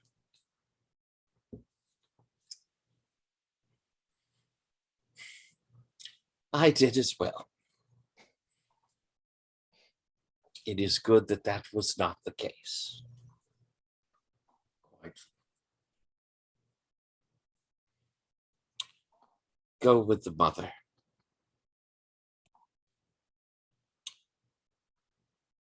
If you have need, the spiders will let me know. And she steps back, and as she says that, she sort of lifts up her hands, and you see crawling out from her sleeves hundreds of spiders that sort of cascade down. And as they do, they kind of drip off those little webs from her hand. And in this sort of almost Wonder Woman quick spin, she into the webs. And then it's gone.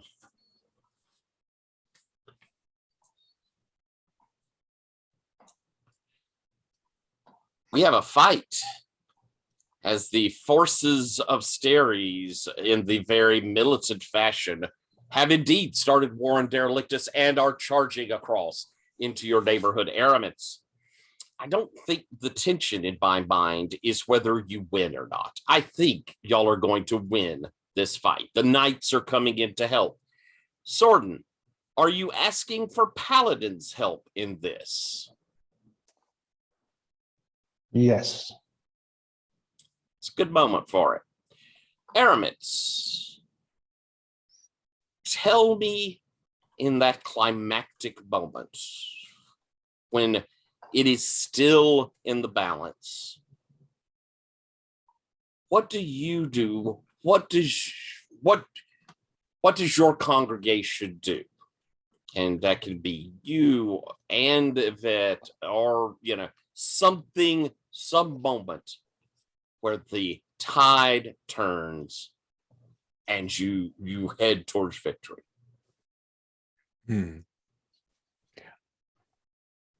I think we decide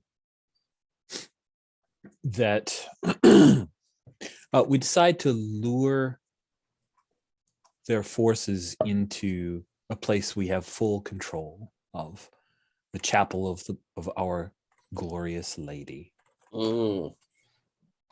Knowing that by centering the fight on the chapel, that it will take some damage. It could be destroyed, but it also is a symbol of Limier and our strength and unity. I think that's there with our backs against the mural that Yvette had created. We find our strength. As it glows, it's kind of animated light. In its shifting colors, we see the mother's face sort of shine out, giving your people heart. Sorden, have you drawn the red sword against your enemies absolutely. here? Absolutely. Okay. So I think as the fight becomes furious and pretty bloody, I'm gonna have you, Rich, roll the bond. Ooh. So their neighborhood, I'm going to say, I'm not going to say this is their area of fighting, isn't the area of expertise of the neighborhood, but I'll let Sorden give you a die for help because we're getting the knights. So 3 dice, and this is really just to kind of see what happens to, how big a victory or how it feels. Okay. So rolling a bond, I roll a die for each. For starter, okay. a die because it is in their neighborhood. It is in their area. They're not getting the expertise die, but they are getting a die for help from Sorden and the knights. So a total of 3 dice then.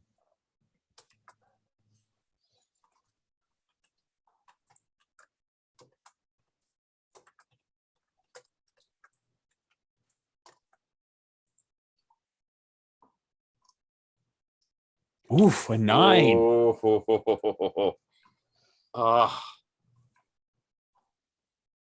Nice. So you've got a full success there.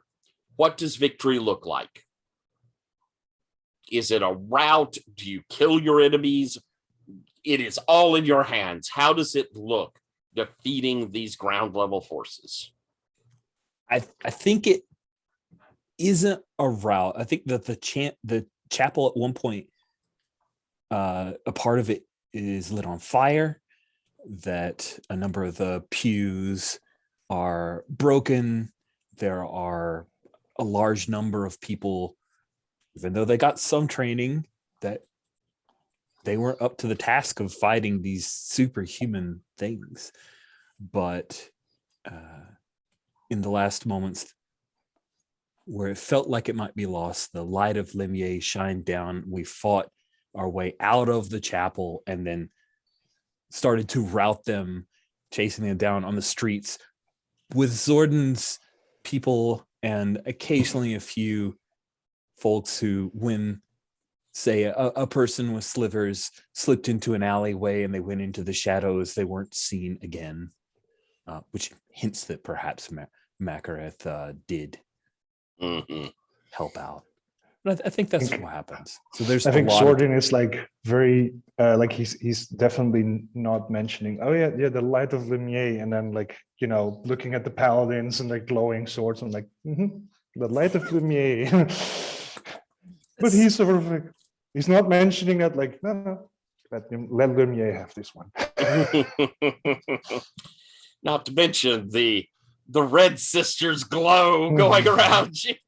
yeah. Airman's point of Vince is probably with a certain purpose and a certain focus. But yeah, exactly. Like Zordon is not going to take away from that, but he's definitely standing there like. That's perfect. I love it. That's great. Fenara, Bazaar, and Gerald, we're going to move you to dealing with Halcyon. But Fenara, down below Spire, you can feel slivers going inactive. A good number of slivers going inactive. The crown is not pleased, is pretty, you know, we're losing power, we're losing strength, this isn't good. It's kind of pumping that into you, and you can sense the battle raging below. But the three of you get to Halcyon, and I think we're going to have our moment with, I don't think it's terribly difficult for the three of you to have gotten to him and isolated him. I don't see a fight being our cool tension point with Halcyon Steries. Yeah. So you have him there. Fenara, Gerald, I ain't sure where you are on this, but what are you saying to him? What is our scene moment here with Halcyon? I mean, we're trying to get him to think that Determined. mother is very, Yes. very displeased. Yes. And I think that's what we need to sell to him. Yeah. That his mother, and I can do, I mean, I'm his friend, right? I can tell him that his mother is jealous of the influence he wields. Oh, she definitely is jealous. She's treated me most unpleasantly lately. There is only one way, Halcyon. This can work out. Either she kills you or, well, I hate to say this. I hate to suggest it. Oh, kills me? Oh, well, No. we have to stop her. You have to stop her, my friend. And I put my hand on his shoulder. You have to take matters into your own hands. All By the way, right. behind there, is there like a dead assassin on the floor that you dispatched? Oh, Yes. that. Yes. So I'm just lying there on the ground, like I like Yeah, oh, I've got my head tilted away, and I'm like rolling my eyes at every word that Halcyon says. All Oh, right. yeah. And I'm taking the poisoned dagger that assassin was carrying. I'm putting it into his hand. I assume you have a poisoned dagger, Gerald. Oh yes. Yeah. I would be rather disappointed if you didn't. It's the full Lady You Macbeth. can take my going number on with 3. him. Mhm. Yeah. All right. I'd say that why don't we have you do a deceive plus high society. Flattery, I think, will work. You're getting help out of Gerald. Yeah. What?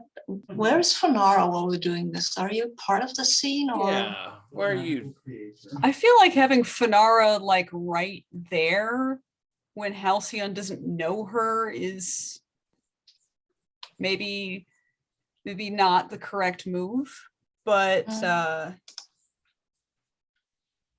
perhaps I'm available nearby doing something else, distracting somebody who might be troublesome otherwise. Perhaps I'm taking tea with Farida Strays. Yes. Yes. Ooh, all right. All right. And it's like maybe something where I've showed up with a bunch of fancy teas and servants and like a few extremely lovely decorative trays of pastries and treats. And I love it.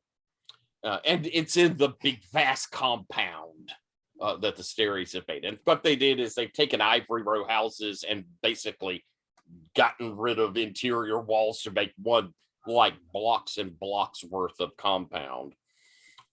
You would have felt also that Halcyon and Farida, for that matter, have master slivers, but also have slave slivers in them. Delightful. What the hell?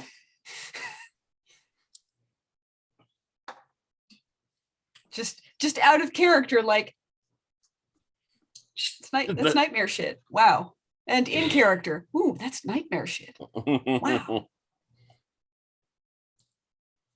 It makes perfect logical sense, but I hate it so much. All right, so Vazar, roll on him. I'm rolling on him, and I'm rolling with one for being there. 5 dice, I believe. 5 dice, yeah. Okay.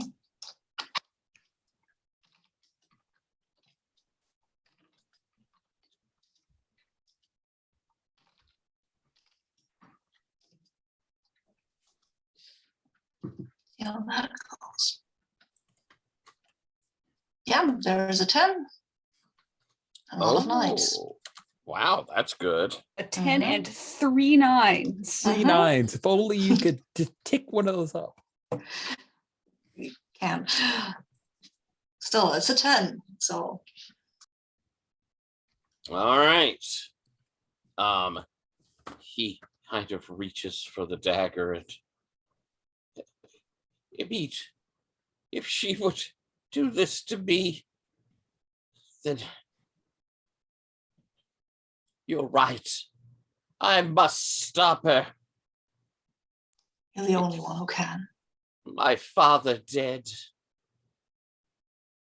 It's time for Halcyon to rise. Yes, I will write an ode for this. I have the perfect opening lines. Joel can't help but let out a little groan. Kick the corpse. Even the corpse is singing your praise. Then you should come with me. Me? No, I can't.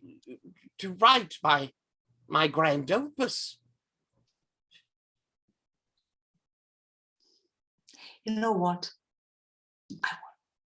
I will be behind you every step of the way, even though you might not see me. I will be with you. Trust me. Of course. Oh, take this dagger, he says as he begins heading out into a hallway.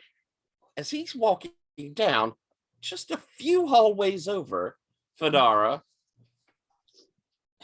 I didn't expect to see you here. We didn't part on such good terms before. Go, Will. in the meantime, your family has made me quite wealthy.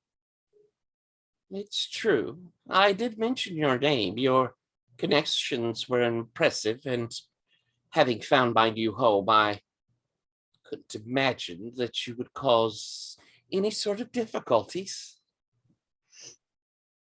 Well, to be in business requires having a certain amount of imagination, but Well, let us say it was helping uplift someone. I believe, was it you who said to me that opportunity only knocks once? I did, and yet opportunity seems to keep finding my door.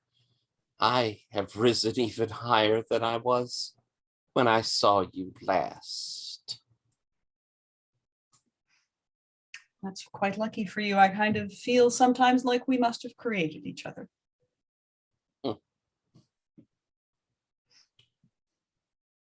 Is there some reason you come? Some other largesse I could provide you?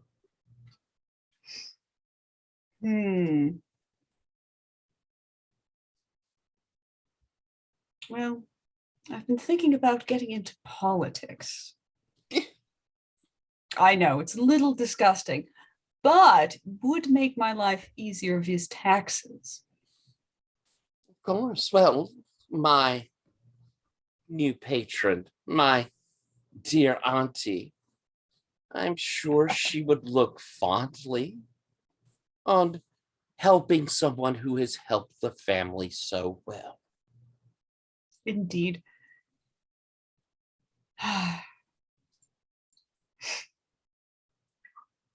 You know what knocks on a door until it gets in, no matter what? What? And I lean forward and I put a hand on hers very gently. She resists pulling back. And I look her right in the eyes and I say, fraud. Fraud will knock and knock at your door until it's let in. Do you mean to blackmail me?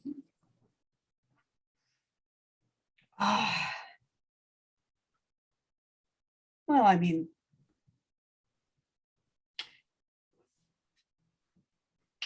and I'll snap my fingers and one of my servants will come forward and it's like this covered tray. And previously throughout this tea time, it's been revealing treats and other things. But in this case, it reveals a broken table leg, right? That's hollow on the inside and its slivers are right there, just sort of spilled out. I see. So I'd like you to back my placement on the council. It's quite simple, really. You play a dangerous game. I think my patron had sights on that seat herself. But a certainly. loyal servant such as yourself, you would be well rewarded. Mm-hmm. I would have to take it to her, and she would wish to meet with you. Mm-hmm. Say now, just thinking back. Sorry, I'm looking up an NPC name. Mm-hmm.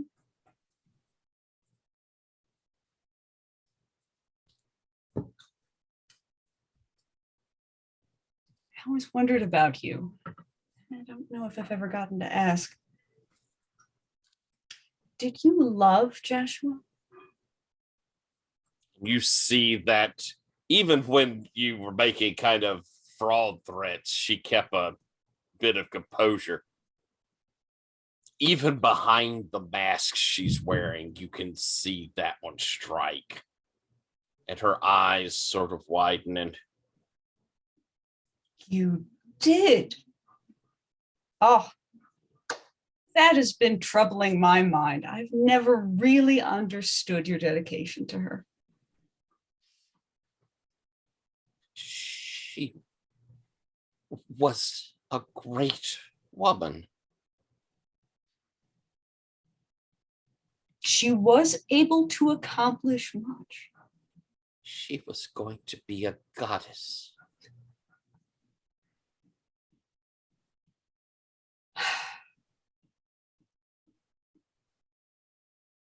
Oh, that's hilarious.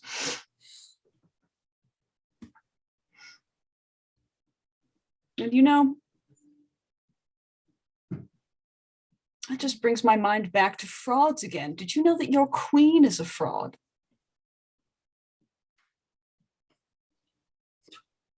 What? And you could tell she's like shattered. You got the whole upper hand on her. What do you mean? She's queen of all of Troughton. Well, she's from a broken branch of the family. You can actually see it quite clearly mapped out. And like some other servant like brings me a scroll and it shows like a particular map of the lineage. You see right here. And it branches off onto another tree separately here. But honestly, I might call her Queen of the Osteens rather than Queen of the Starries. This cannot be true. And her crown sliver is a counterfeit. It cannot be. And she's looking at this. Are you on this genealogy? Is she going to see you? Oh yeah, of course. I think and you'll see her kind of move, and she moves her mask away. She reaches up and pulls it to the side so she can look even closer. You.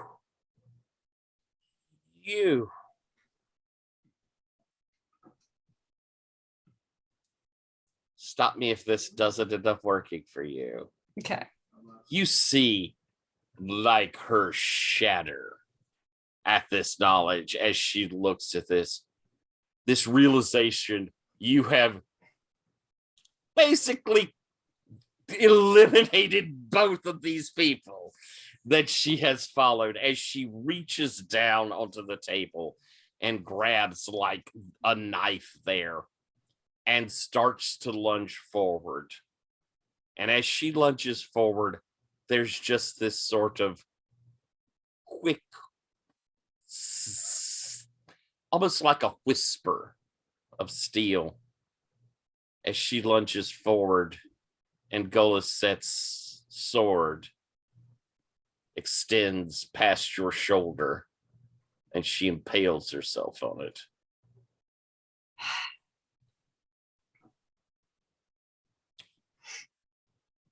I'll like reach out with a hand to get some of the blood on my fingers and just rub it and just go. But Goliset can speak, yeah. Your Majesty, shall I get rid of this? Please. And he sort of just moves the sword and her closer as he pulls her and just casts her out of the Wicked window. Kebab.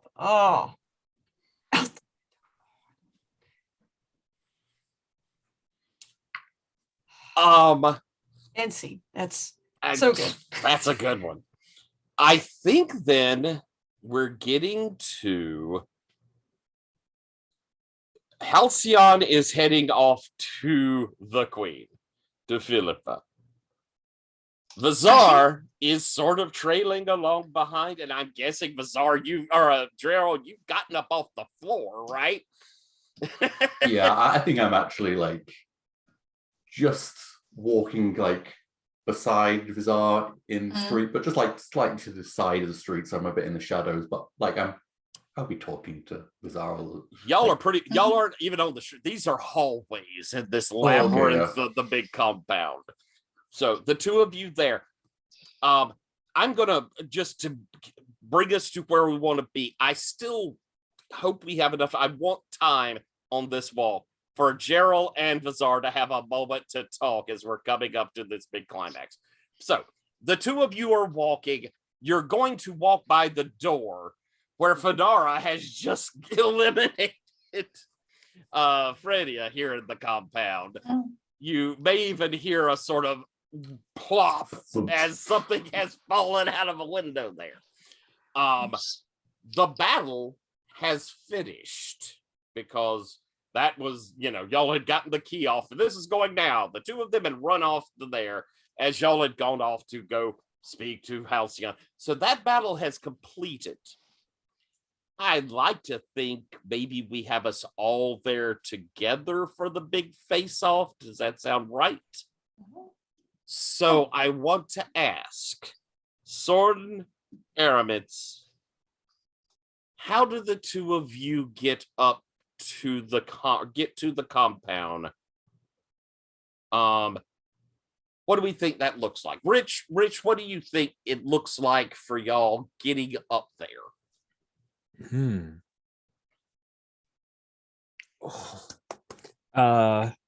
the other group's making their move. This is the plan. We know what's going on. I have a small touch I would add just as they would arrive, but not like. Okay. Let me check with you, Jan, since we'll be arriving together. What if this spider way that Mr. Makarit seems to do is how we arrive? Because that sounds fun to me. Oh, I can't hear you. No, I know. I saw. Yeah, that works for me. That's kind of cool. You also still have a ticket. Oh, shit. Aramis does. Well, I can sneak you on.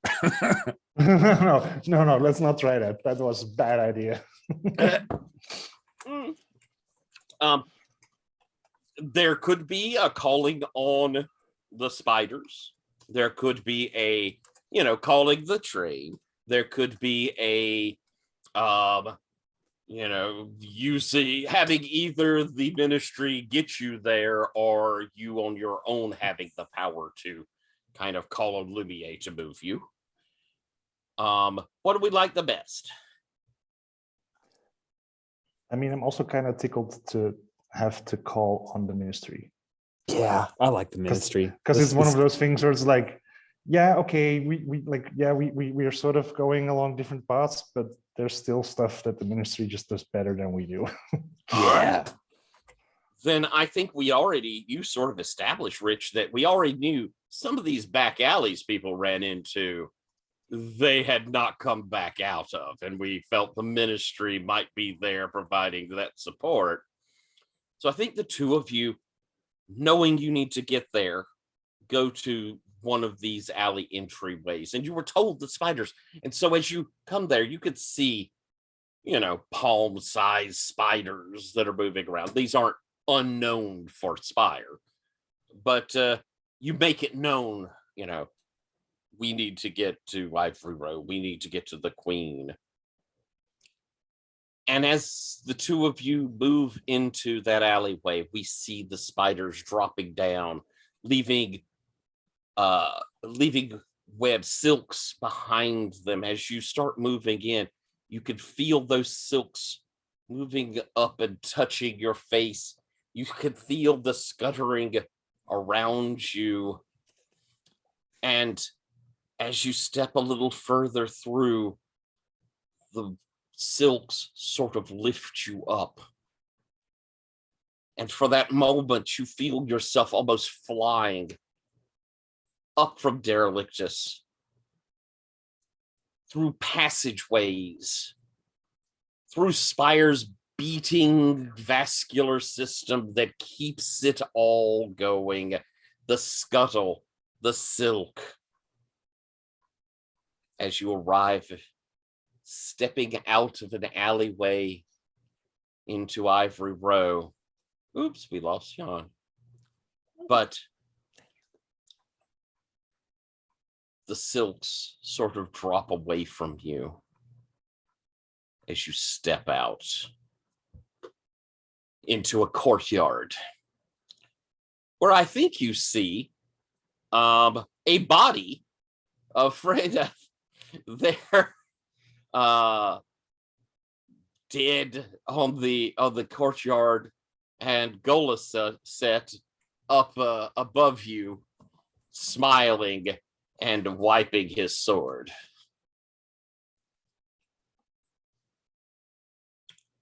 And if it seems reasonable, Aramit's sword and Fanara would go settle. Come here.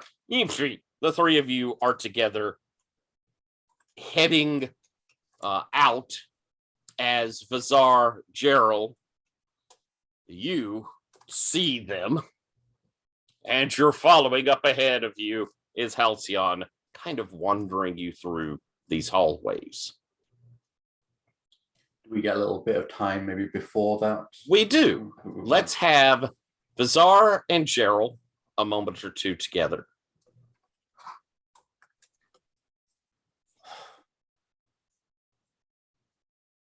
I mean, I think we could have said boo, and that idiot would have fallen for it.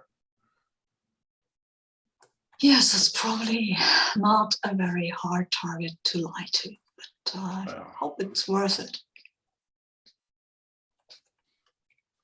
I give him And I don't 10 like to 1 that he gets. Yeah, we slammed will. instantly tries to make a move. We need to get out there and help him a little, give him a little help there. But Gerald, I don't want to see you like that again on that floor, you know? Sold it a bit too well. Please be careful. I know you aren't usually careful. You pretend you are, but you're not. So, okay? And you never pretend you're careful. No, I'm not a careful person. Maybe you could pretend a little bit better today. Oh yes, Gerald, I'm the most careful person in the world. And I kiss you. Aww. Just I think quickly. I think Gerald like holds it a bit longer to the point I where think music swells. Yeah. Yes. I think to the point where it's like, oh shit, Halcyon, and we have to break the kiss and like. Yeah, let's just kill him for that. The two of you hustle forward as Fanara, Aramet, Zordon, you see them, and I'm going to presume join in with them. We may have had a moment where we find out exactly what's happening. Oh, Halcyon, take this dagger. Oh, and you're following behind as ahead of you, you hear, Mother, I cannot believe you would have me killed. Me, your favorite son. And you hear just the whisper of a word or two. Mother, I'm ready to lead the family. Mother? No, mother. I am a leader. Don't you love me, mother?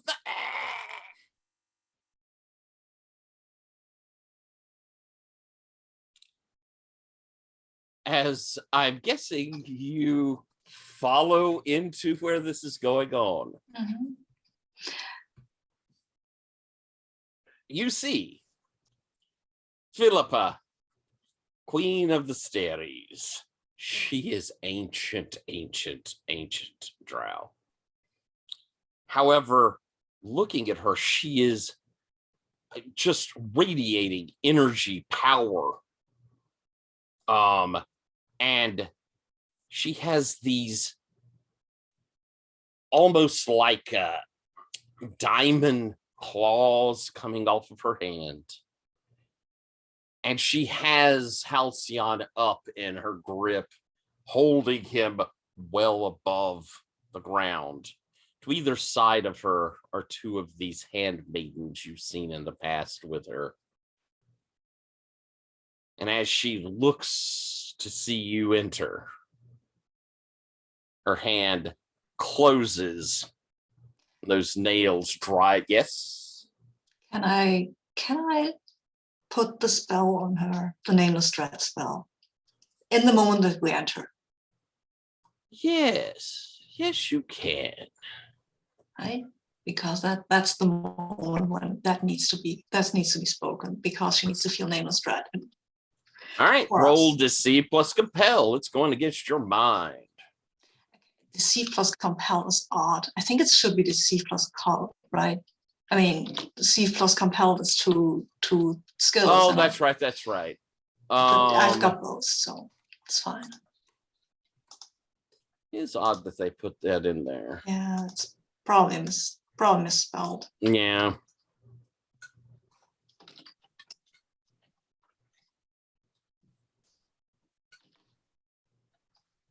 Yeah. And I'm rolling that now. See how that goes. It's an 8. So yeah. A success with no cost. Uh-huh. All right. You see her sort of. I need to be speaking to her though.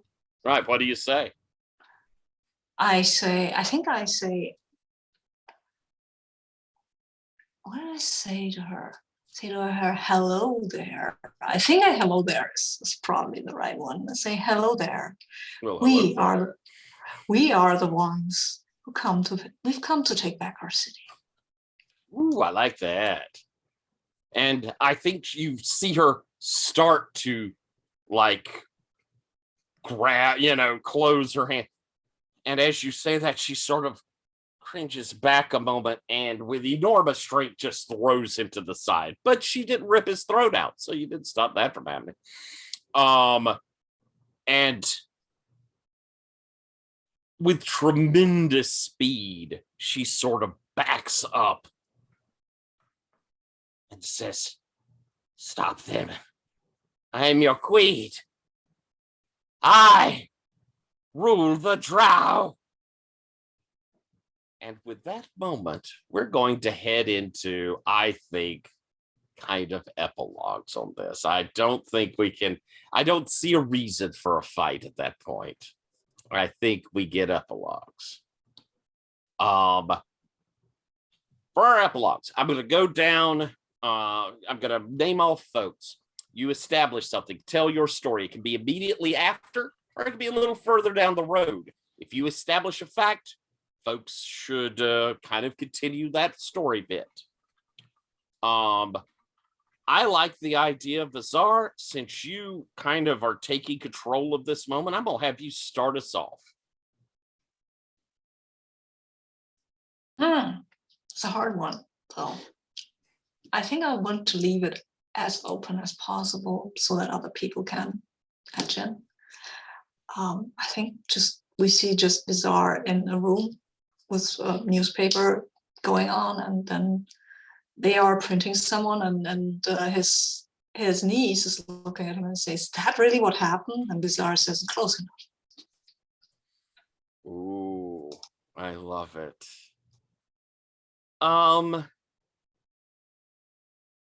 Sorden. What is our epilogue for Sorden? Oh, he's frozen. He's not really here. Dang All it. right.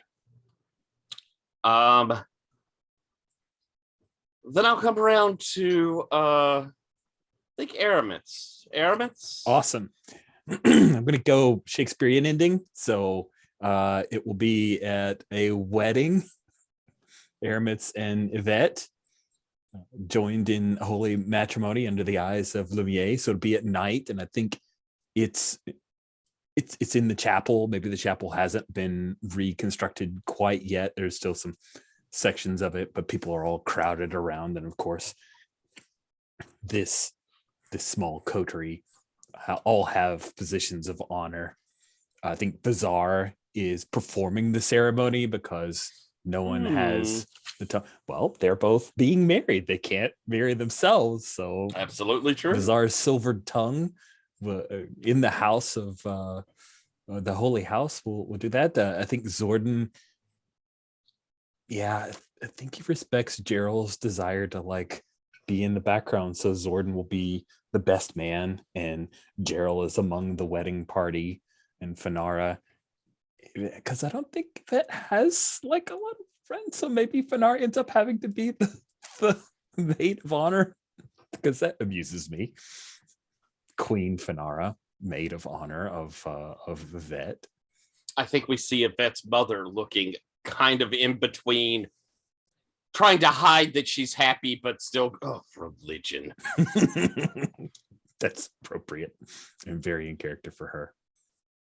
Yeah. Maybe Vizar's got like a little cheat sheet of things that Aramis has written for him. Maybe there's a point in the ceremony where he just kind of Vizar's reading Aramis's lips a particular part. That sounds fun.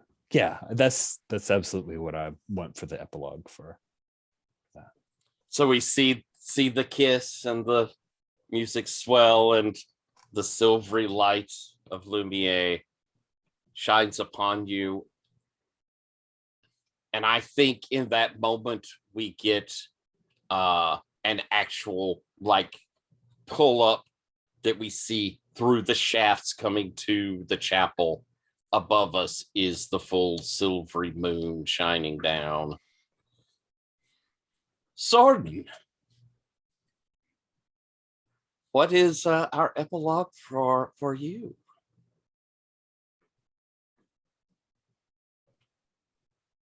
Oh, are you gonna make it? We were so close. There you are. Maybe.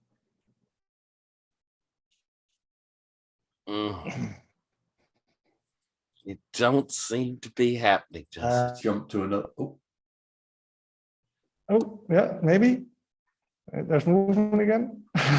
We heard you a little bit. Yeah. We can Your hear you. your camera is still frozen. Oh, Maybe Yeah, okay. you may maybe want to turn turn your- off. turn off your Yeah. camera. Okay. much as we love your face. So I think Zordon is sitting in a room with Morns, and it's probably going to be like a conversation where it's like,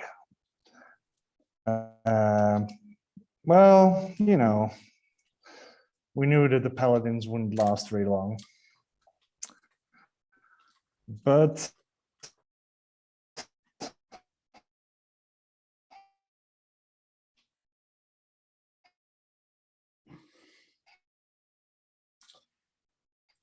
We lost you. Should we move on to another and then jump straight back to him if he gets a connection? Yes.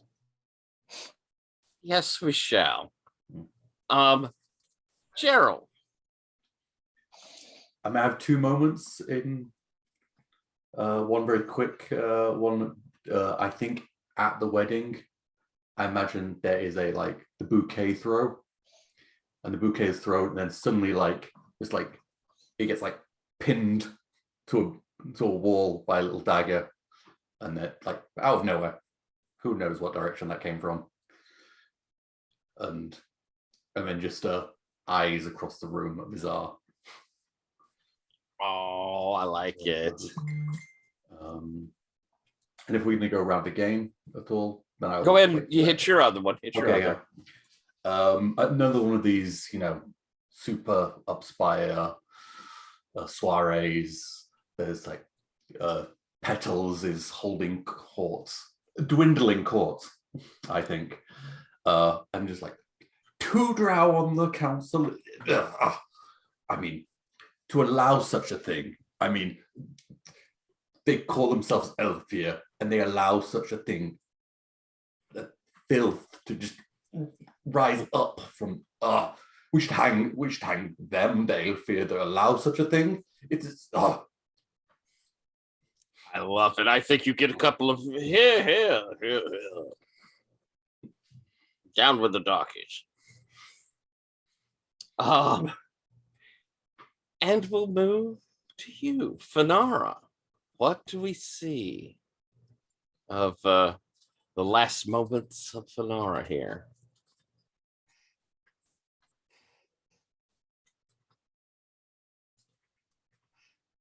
So it's Fanara seated at the council table with this small wing of servants and advisors behind her, and of course Golaset near to hand. Papers are being handed back and forth, and Fanara saying, "Oh, listen, whatever queen-related rumors you've heard, it's merely a cultural atavism. It really doesn't carry any weight. Think of it as a public relations advantage, if you will. But really, it doesn't amount to anything that you should be worried about." I think you see sort of nods, and I think that's the sort of, we pull back to see the sort of acceptance. And I think we see Sir Sorden at the end of the table there. Does that fit right? As we pull back. Jan, you want to give a try? Don't know if he's able. All right. He did give us word of he and Borns. Mhm. Oh, there you are. Sure, I'll make it short and sweet. I mean, go ahead, and because I think my connection is still a bit. As he and Borns discussing what's going on there, and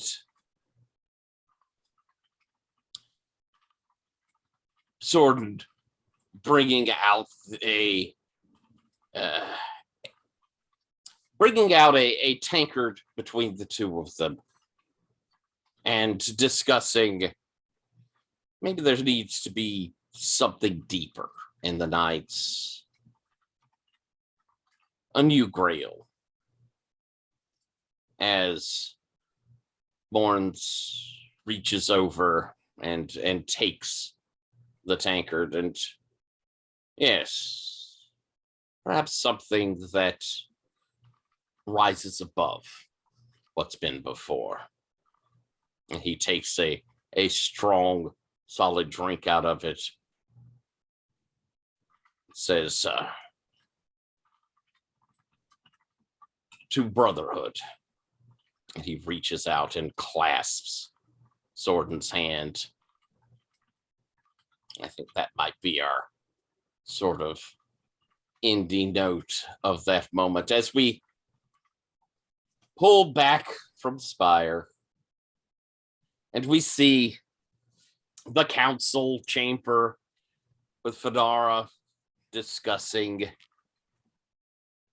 the wedding party going off towards a honeymoon. We see Blakely coming up behind Gerald,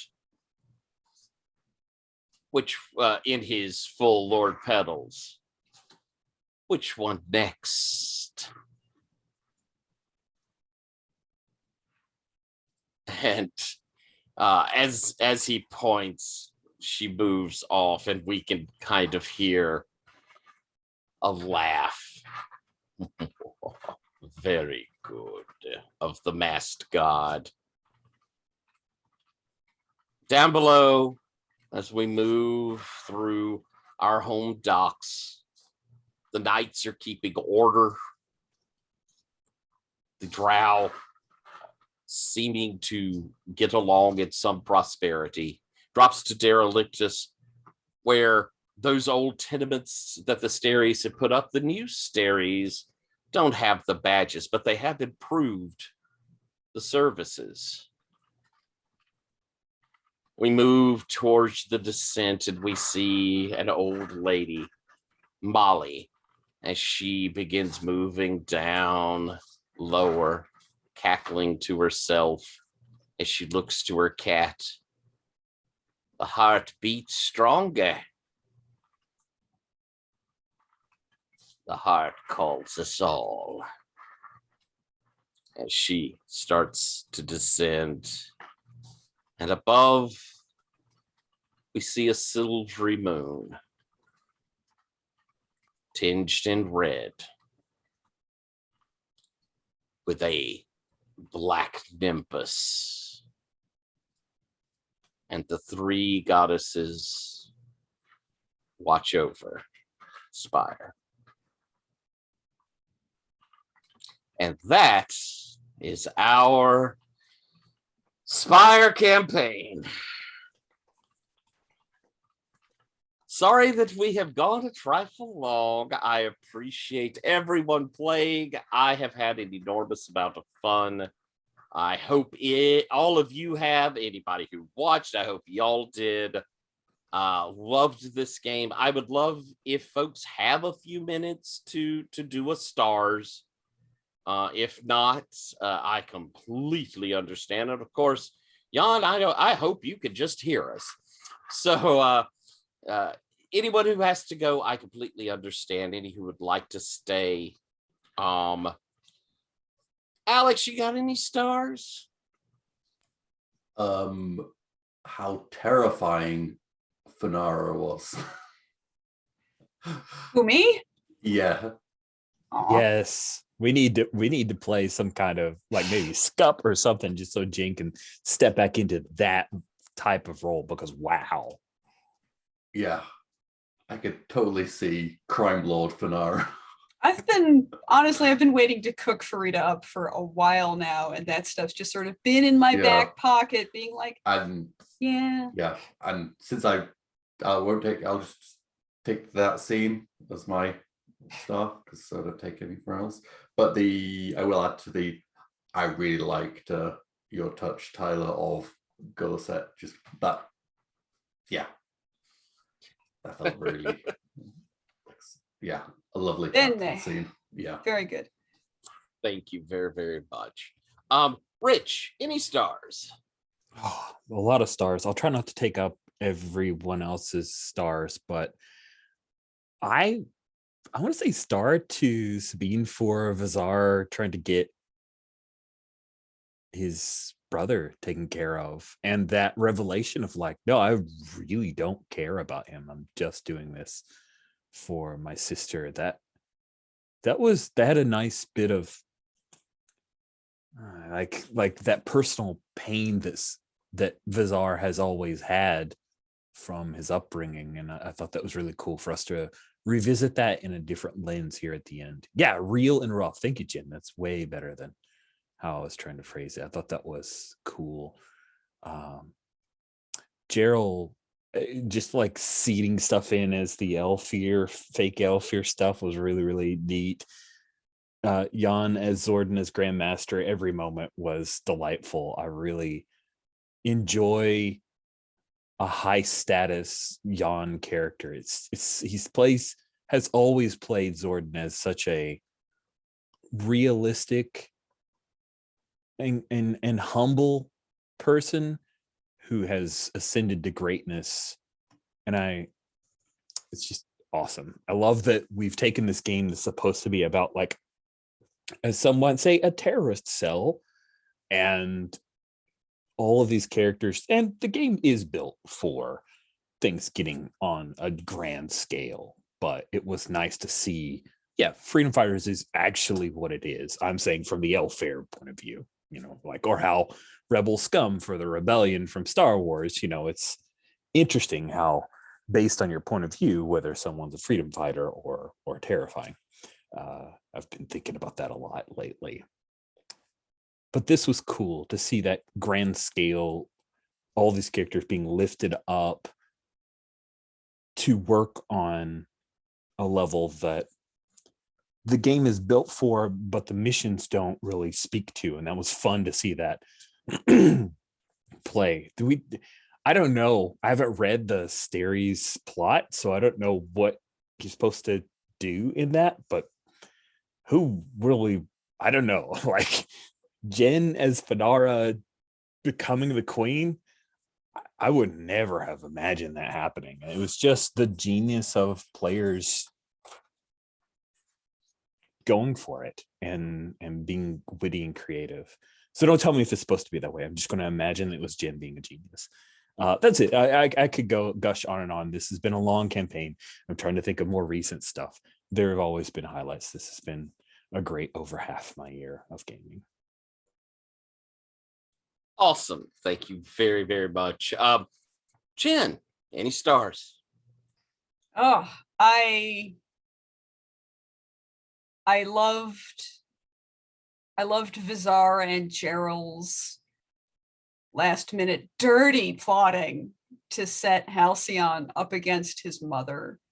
And like how at first they were like, maybe that would, I mean, we just kind of like the idea, but would it work? And then they like talk themselves into it. And then the way, of course, that was performed and the way it turned out was very, very delightful. Really enjoyed that. I still enjoy, as I think we all do, Sorden's rise so much, and the way he acts and behaves as still himself, really, but also shows more of himself and his quality than definitely we would have expected from the first few sessions, but it still feels real and natural and like himself. We've really gotten to see him become his best self over the course of this game, and that's been very exciting and interesting. And it was also very cool, Tyler, to see the acknowledgement of how our relationship to the ministry has changed, and to see all of these callbacks to different impactful NPCs who have survived us through everything. Awesome. Thank you very, very much. And Sabine, any stars? Yeah, a few. I mean, most of them have been called out before, but I will do so again because they were awesome and they deserve that.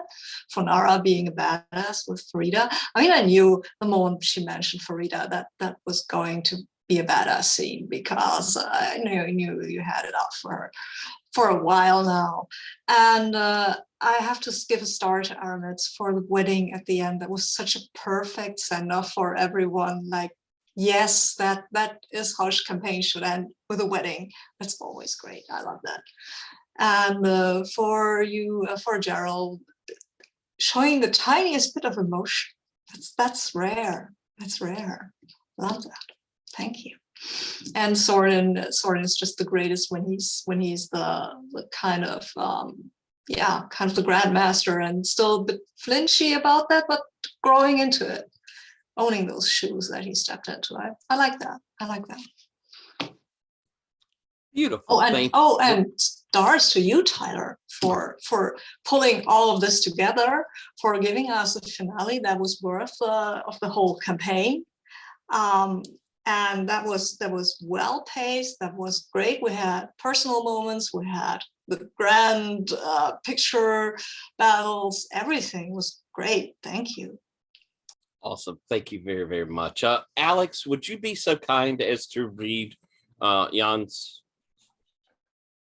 Can you see the? I can. Okay. Oh, did we have you a Jan? I mean, with some delay, so.